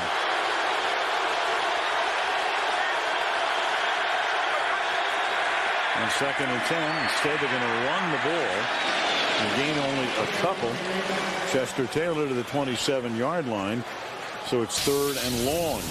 In the AFC North, you've got Cincinnati, and the Bengals will have their bye week this weekend. So they played 8 games. They're 6-2. Pittsburgh will either be 5-2 or 4-3. And there's Baltimore trying to get back in the race, which they would do with a win here. Cleveland is last. You know, and this is a tough down for the Ravens because by running in second down, they got themselves in this third and long. And this is when the Steelers give them that, 6 defensive back and all those exotic blitzes. Crowd rises as one. Terrible towels waving in unison. Wright stepping up. Wright nearly sacked and is sacked because Clark Hagan's got just enough of him to knock him down.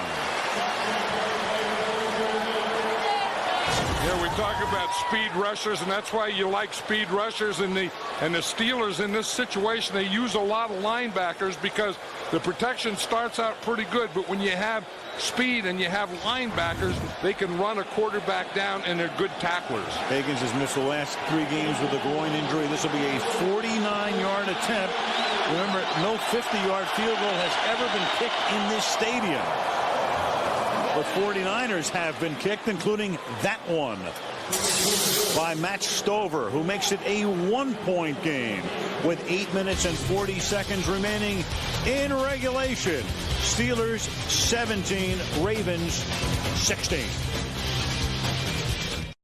To New England next Monday night. That means Peyton Manning. It means Tom Brady. It means the Colts against the Patriots. Eagles-Redskins is the Sunday night fair on ESPN. 1-point game. Kickoff coming down 3 yards into the end zone. And Quincy Morgan will down it right there. And they'll take over at the 20-yard line. So Roethlisberger and company going back to work. Steelers and Ravens in a dogfight.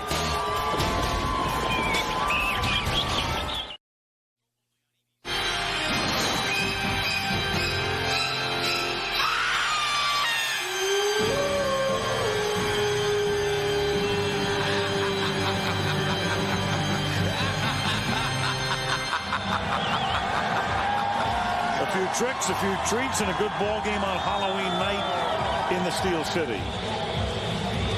This is one of those division rivalries where, both teams know each other so well that sometimes you get a little conservative because of that. You know, you say, geez, I remember 3 years ago we tried to do that to him and it didn't work, so let's not try it now. And that feels like the type of game we're seeing here. You know, good hitting, good defense, kind of conservative, but very, very crisp. Coaches know each other so well because Cowher's been here 14 years and Billick is now in his 7th season at Baltimore. Out of the shotgun, they snap it to Antwaan Randle El, a play that the Steelers use with some frequency.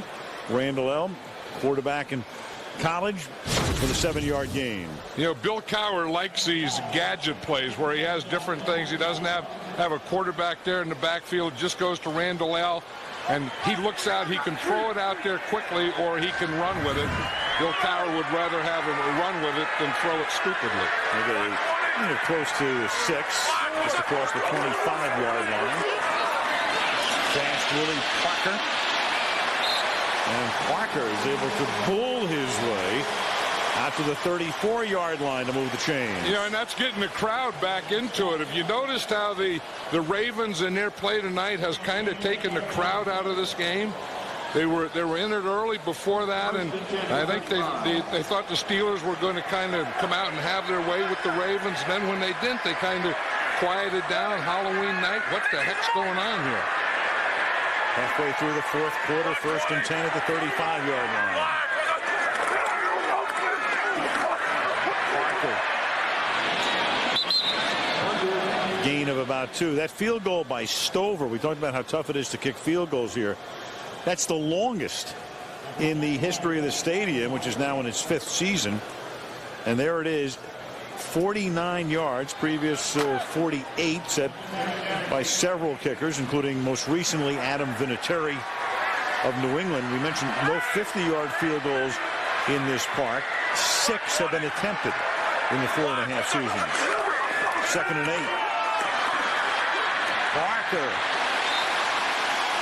Parker, who started the game and kind of fell away from him for a while, and now very much back in the middle of action. 14 carries, 63 yards. Well, you know, the Steelers have a little problem here because they want to run the ball to Willie Parker. They want to give Jerome Bettis some handles, and they also want to throw the ball so they have some kind of balance. So you can't do all 3 of those things.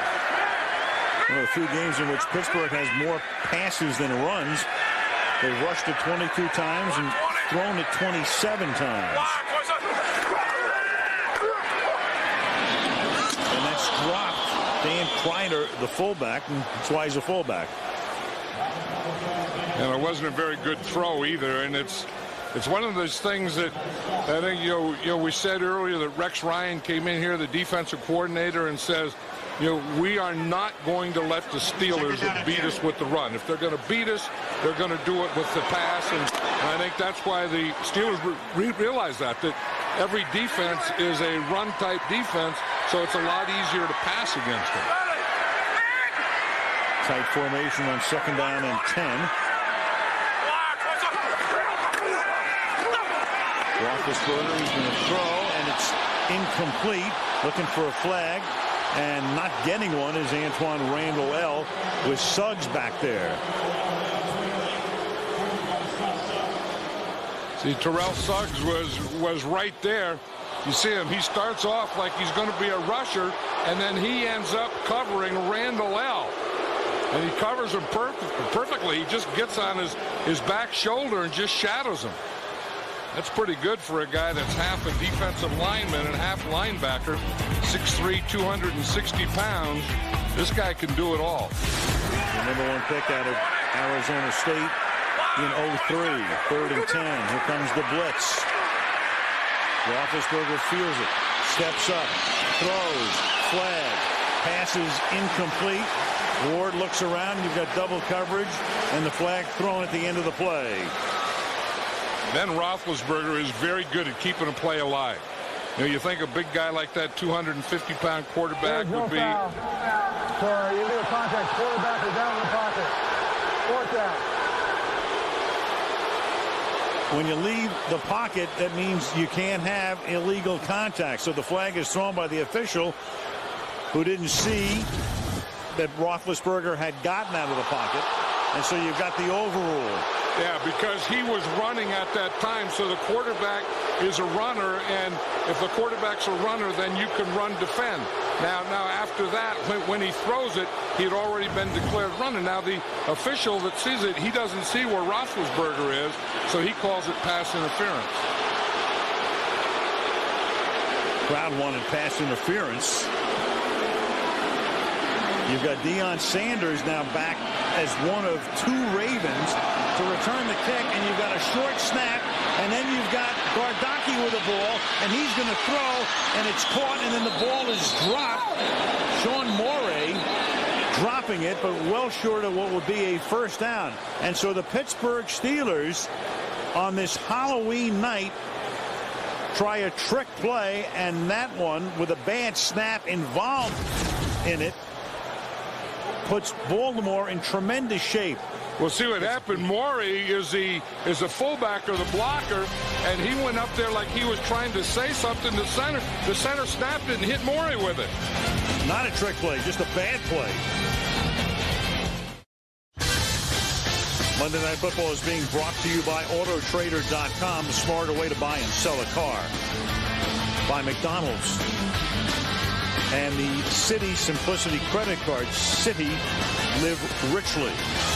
So not a trick play, just a real botch play as you look down into Heinz Field, courtesy of Budweiser Select and the aerial coverage. So you had Gardocki back in punt formation. Sean Morey walking up to the line. Apparently they're trying to make a call. And then the rookie snapper, Greg Warren, snapping the ball. We'll look at it in a second, but it puts Baltimore in great shape at the 45-yard line. Right, again, great protection, but underneath, it's Lewis making the catch, and foot is right there. And let's go back to the botched punt. You know, Sean Morey is the fullback or the personal protector. You see him here, 81. He's going up to the line to make a call, to tell him which way to fan out, and the ball is snapped, and it hits Morey. So he just comes up, and then he tries to lateral, and then they try and throw it. But as you say, the snapper didn't look, or Morey was trying to make some call, and in the middle of the call, the ball was snapped. Greg Warren, the rookie out of North Carolina. 2nd and 10. Right hit as he throws, but he gets it away, and it's holding at the 30-yard line by Mason, who gets tackled by Taylor. And Chris Hope put the heat on right that time, but he just hung in the pocket and threw a strike. And Chris Hope came about 20 yards. He's going to come on the other side, and he's coming from the bottom of the picture. Here's the throw and the catch here. That was a great adjustment. Here's Chris Hope. He started about 15 yards deep, and he just timed that thing, got to the line of scrimmage when the ball was snapped, and Anthony Wright gets the ball to Derek Mason. Already in field goal range now are the Ravens in a one-point game. Lewis chugging ahead. Down to the 27-yard line. And looking ahead, both teams with all of their timeouts remaining. You know, and both teams have a rookie snapper, and that's a tough thing. You know, you always think the snapper, you know, he's an extra guy. You know, we don't worry. All he does is snap the football and extra point and field goals and punts. But when you have a mistake like that, you say, geez, I wish I had a veteran at that position in a game like this. That's why long snappers are at a premium. A lot of them make good money. Right. If you have a young kid and you want him to play in the NFL, teach him how to long snap. 2nd and 7. And this is Chester Taylor, who runs right into Larry Foote at the 29-yard line. And the Ravens get themselves in this bind again, where they get 3rd and long, and they've had a very difficult situation. They've had a very difficult time, in this situation. Timeout. Pittsburgh. 3.5 minutes remaining in the 4th. Pittsburgh just took its first timeout on defense. The numbers there for Anthony Wright. Taylor with the Baltimore touchdown. There are Roethlisberger's numbers. Dennis Ward with 8 catches tonight. Keith Miller, 2 touchdowns for the rookie out of Virginia. Stover's kicked 3 field goals. And it's 17-16 with the Terrible Towels here in Pittsburgh. And Bill Cowher, watching his team, a big favorite tonight, have its hands full all night. You know, and this is where if you have good defense, they have to play good. I think that there ought to be a stat like fourth quarter offense, fourth quarter defense, or last 2 possessions of the game, offense and defense, because most games are won in these situations. And a long time since Pittsburgh has lost a game when they led by 7 or more points going into the 4th, as was the case tonight. You go back a home game, you go back pre-Chuck Noll. Wright rolling, and Wright's going to go out of bounds at the 28-yard line. So here comes Stover, who kicked a 49-yarder, a Heinz Field record, to try what will be a 47-yard field goal.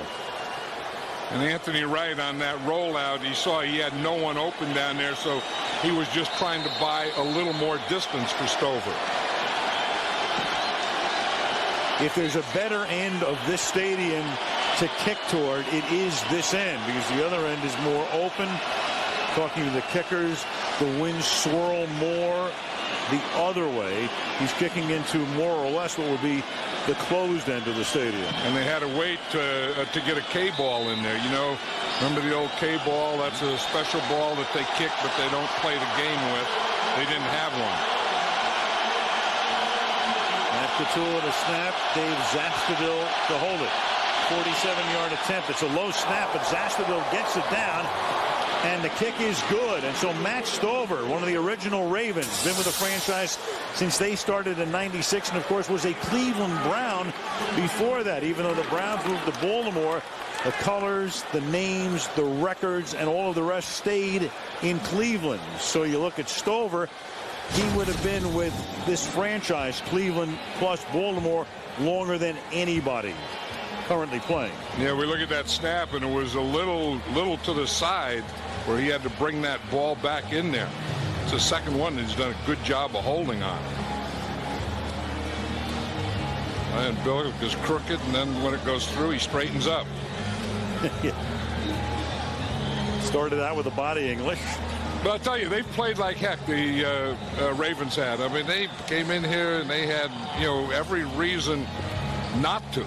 You know, I mean, they had Ray Lewis out, they had Reed out, they had their starting quarterback Bowler out, and they have really played well. I mean, they played with enthusiasm, they played with passion, they played hard. I mean, it's been a real good hitting game.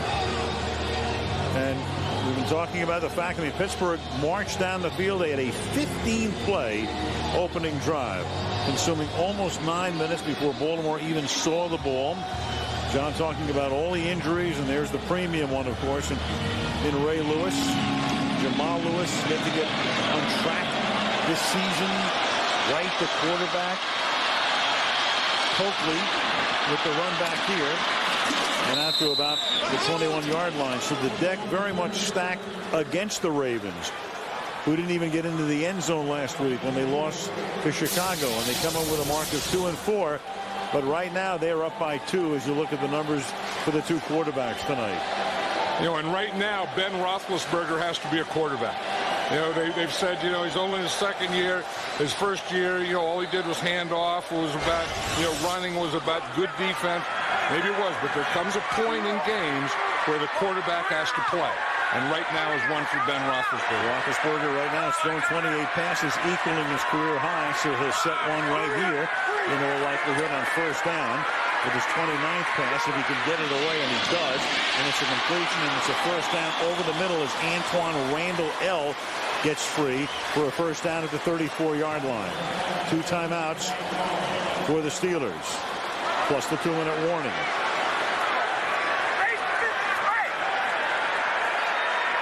From the gun, from the 34-yard line to the outside, and that is caught. That's Quincy Morgan making the catch at the 42-yard line. He is out of bounds, and it's a first down. Right, and they went without a huddle, and now that he got out of bounds, the clock is stopped, and Roethlisberger saying, okay, now let's huddle up. Quincy Morgan, he gets to the outside. Now watch Ben Roethlisberger. He looks him off. He looks to his left, and then he comes right back to Quincy Morgan. That's one of the things that he said he learned a year ago. Don't look at the guy you're going to throw to. Just look away. Then come back to him. Got behind McAllister. Play clock is down to 3 as Roethlisberger is resetting on the fly. And he's going to hand the ball off on an inside give to Haynes. He normally plays in third down situations and in shotgun situations, and he takes the ball to the 35-yard line. You know, the Steelers were in a hurry-up offense, and now I think with 2 minutes and 26 seconds, I think they kind of want to slow it down a little. Sure, no reason to be in the hurry-up. You've got 2 timeouts, you've got the 2-minute warning, and if nothing else, in a perfect scenario, you want to take as much time off the clock as you can. 31 pass attempts for Roethlisberger, first time with 30 or more. So they started out in a hurry-up, and now they want to take time off the clock. And this will be the last play before the 2-minute warning. And it's the Bush who gets around the corner and takes him down to the 24-yard line. So they're in field goal range with 1 minute and 57 seconds remaining. The 2-minute warning here in Pittsburgh as we'll go right down to the gun with Baltimore leading 19-17.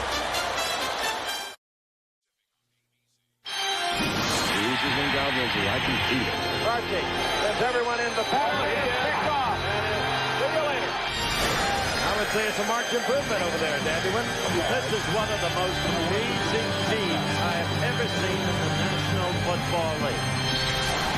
A bizarre crowd, if you will. And Dickerson's huge strength continues his 4th touchdown. Oh, no. Casper never looked so good. Brett Favre takes off, gets inside the 20, inside the 10, and dives in on Cunningham for the touchdown. Roethlisberger to the end zone for a touchdown to Heath Miller.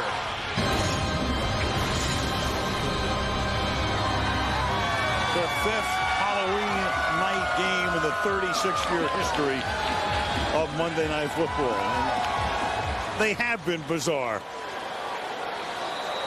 They should be bizarre. Hey, I said earlier on this drive, this is where Ben Roethlisberger has to be a quarterback. He was a quarterback. He's gotten them into field goal range. They're down to the 24-yard line. Bettis is the running back. Now it's incumbent on Baltimore to save some time and take their timeouts defensively. But first things first, they've got to stop Pittsburgh. Bettis takes it to the 19-yard line. Gain of 5. You notice how Bettis always pops up first? That's a big thing to him. Remember, Jim Brown would kind of stay down and then get up, and you'd think he was hurt or something. Jerome Bettis, when he goes down, he's going to finish off the run, and then when everything is done, he's going to pop up and be the first guy up. Watch it. He was a little slow getting up on that one, but he wants to prove that they can't keep him or they can't hold him down. Nope. Nothing stops him. You know, he was saying when he was in L.A., you know, he was a fullback, and the L.A. Rams made him a tailback, and he said, you know, at Notre Dame, he'd just run straight ahead and just power, and then, you know, as a fullback with the Rams, he just powered, and, you know, you just run into guys and run over them. Chuck Knox moved him to tailback, and he said after 6 weeks, he said he had a separated shoulder, a bruised sternum, a knot on his hip the size of a softball, and he said, I gotta start getting some moves or I'm gonna get killed in this league. So that's when he started all that quick feet stuff. 3 years in LA, 10 spectacular years here, 2nd and 5 after the Baltimore timeout. And now Bettis will take the ball to the 17-yard line, and Baltimore will stop it again. So now, if the Steelers can get a first down on this next play, they can take the clock all the way down. If the Ravens stop them, then they can stop the clock again, force a field goal in which they may give up the lead. Yeah. But then still have plenty of time on the clock. Right, and we remember a part of that is the Steelers still have to make a score here. I mean, they're still down. So they want to do all those things, but then you have to be assured that you score. I always liked in this situation to take a shot at the end zone before I have to kick a field goal. Now, maybe with the Steelers and their running game, they think in this situation they can give it to Jerome Bettis and he can pick up a first down. 3rd down and 3. And that's what they're going to do, and he won't get the first down. So Pittsburgh's going to have a chance to take the lead. But Baltimore uses its last timeout, and they leave a lot of time to get back down the field and into their own field goal range with 1 minute and 40 seconds. And we talked about the Raven defense and Rex Ryan and what they were going to do. They're playing run all the way here. You know, a play-action pass would have been a great play because they are selling out. They played a goal line defense. Watch them. They're all down. They're all penetrating. There was no place for Jerome Bettis to go. And had they faked a run and thrown the ball, someone like a Heath Miller probably would have been wide open. Last time Reed was on Monday night, he made a 40-yarder with 6 seconds remaining in the game to win the game against the Chargers 3 weeks ago. Do you think Cowell was angry at the play call or the execution there, John? I'm wondering. I think he was probably angry that he didn't get a first down and was probably second-guessing the play call. Ken Whisenhunt is the offensive coordinator. This will be a 37-yard attempt.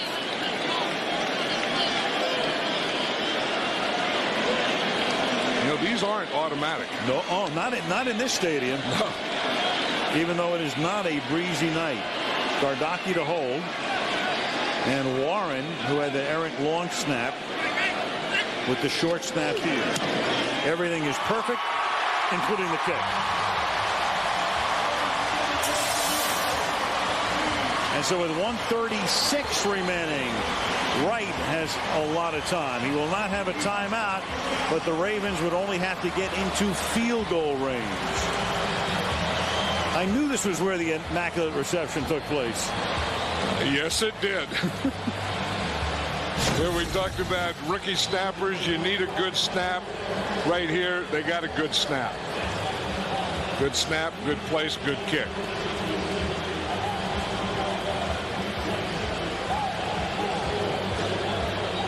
Warren needed a hug after that last punt snap. Well, you know, you don't know whether to blame Warren. I mean, probably because he's a rookie, you do. But maybe it was Sean Morey. I mean, maybe he shouldn't have walked up behind the center. Maybe he should have stayed to the side as he went up and made that call. I'll tell you, he is relieved, though, right now. Oof. But it may only be temporary, because the Ravens have the ball in a lot of time. And I think that's why Bill Cowher was so upset that you know, he wanted to score, but he didn't want to give them the ball back. And then with 1:36, they're going to get some plays here. Yep, as we said, with a first down, they could have taken the clock all the way down and won it at the end, or at least attempted a victory at the end. But yeah, 1:36 to play. And that's why the Ravens sold out on that defense. It's around the corner and goes out of bounds up at around the 31-yard line. So Anthony Wright, who's been the starter since the second game of the season. Kyle Bowler started that opener against Indianapolis. Toe injury. Out for what's turned out to be half the season. Roethlisberger can just spectate now as Wright will go to work. Mason's been his favorite target. Derek's caught 6 for 83 yards. Don't forget about Heath, the tight end. Out of the shotgun.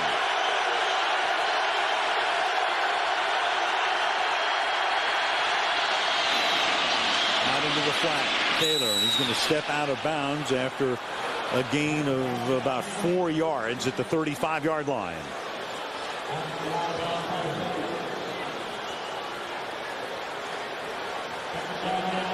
.123 remaining. To give Stover a shot, they would have to get the ball to about the 32 or 33-yard line of Pittsburgh. And Wright's going to just heave that one away and into the Ravens bench, and it's going to be 3rd down and 6 coming up. Well, you know, they have Aaron Elling, too, and, you know, in the pregame, I mean, he was really kicking him. He was kicking him over 50 yards here, so in a desperation type thing, that's another move that Brian Billick would have here. But I think before he gets to that choice, he has to get a 1st down and then make a couple more completions. 3rd and 6.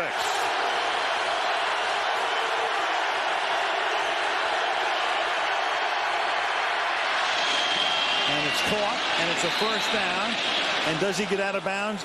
Yes, he does. Derek Mason makes the catch on his knees and is able to scramble onto the chalk to stop the clock with 1 minute and 12 seconds and the ball at the 43-yard line. Boy, the Steelers are playing a soft defense. I mean, look at all the room that they give Derek Mason out here. He just goes to the 1st down marker, just gets down, takes a knee. Anthony Wright sees it, and he delivers the ball low. 4-man rush. Right to Mason, and Mason is out of bounds.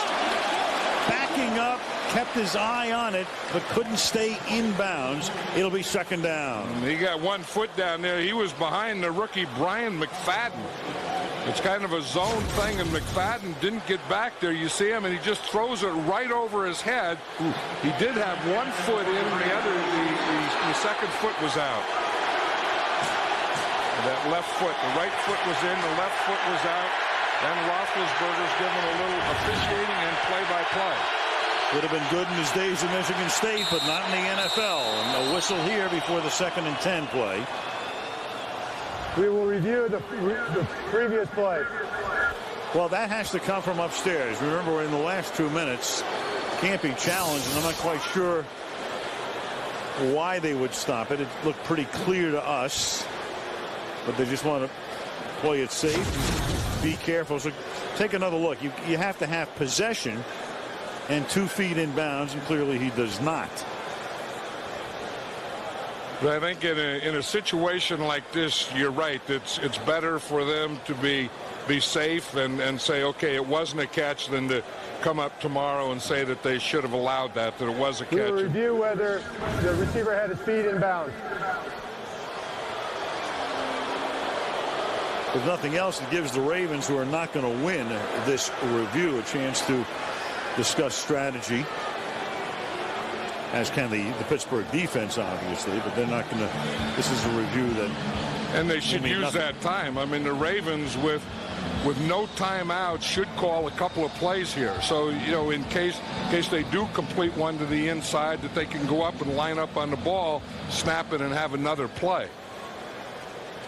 After reviewing the play, the receiver was out of bounds. Incomplete pass.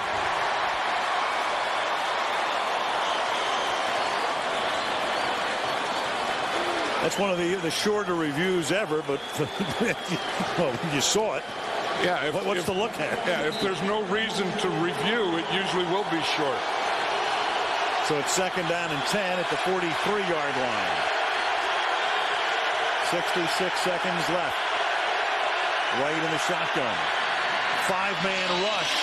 Ball is caught at the 50-yard line. That is Todd Heath. And they will need about 3.5 yards for the 1st down here on a 3rd down play. Under a minute now. Ike Taylor, the corner, came on a blitz, and they threw hot to that side. 3rd and a long 3 against the 4-man rush. And Wright's going to step up and can't get away, and he's tackled at the 46. And it's going to be 4th down and do or die for the Baltimore Ravens here. But Kiesel with the stop. 27 seconds and ticking down. Can they get a 1st down and keep the game alive? They cannot, and the Pittsburgh Steelers are going to win it. Chester Taylor underneath.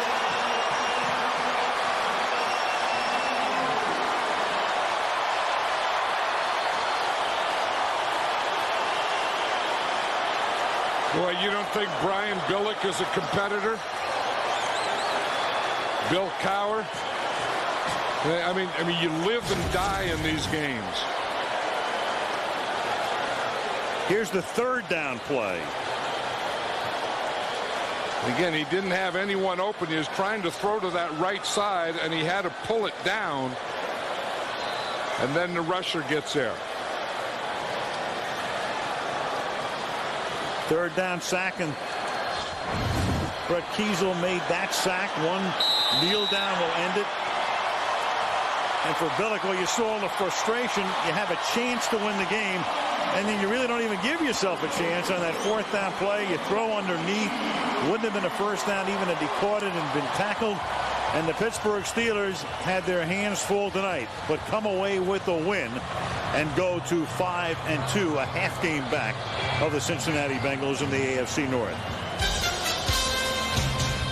A good one on Halloween night in the Steel City. The Steelers win it, and we'll be back in a minute. So the Pittsburgh Steelers win it at the end on their last drive. Field goal by Reed was good to make it 20-19. Baltimore comes up short. Heath Miller, 6 touchdown passes in 7 games, 6 receptions. In 7 games, the rookie tight end, he got him off and running. Chester Taylor with that dive to make the score 7-7 in a rapidly paced and well-played first quarter. Then it was 10-10 at the half. They went to Miller again. His second touchdown catch of the night. That made the score 17-10. And then you had the botched punt, which gave the Ravens an opportunity to move down the field into field goal range, and they were able to take the lead after Stover had hit a 49-yard field goal for a Heinz Field record. He followed that one up with a 47-yard field goal to give them the lead. But then at the end, it was Reed for this 37-yarder with 1:45 seconds remaining in the game.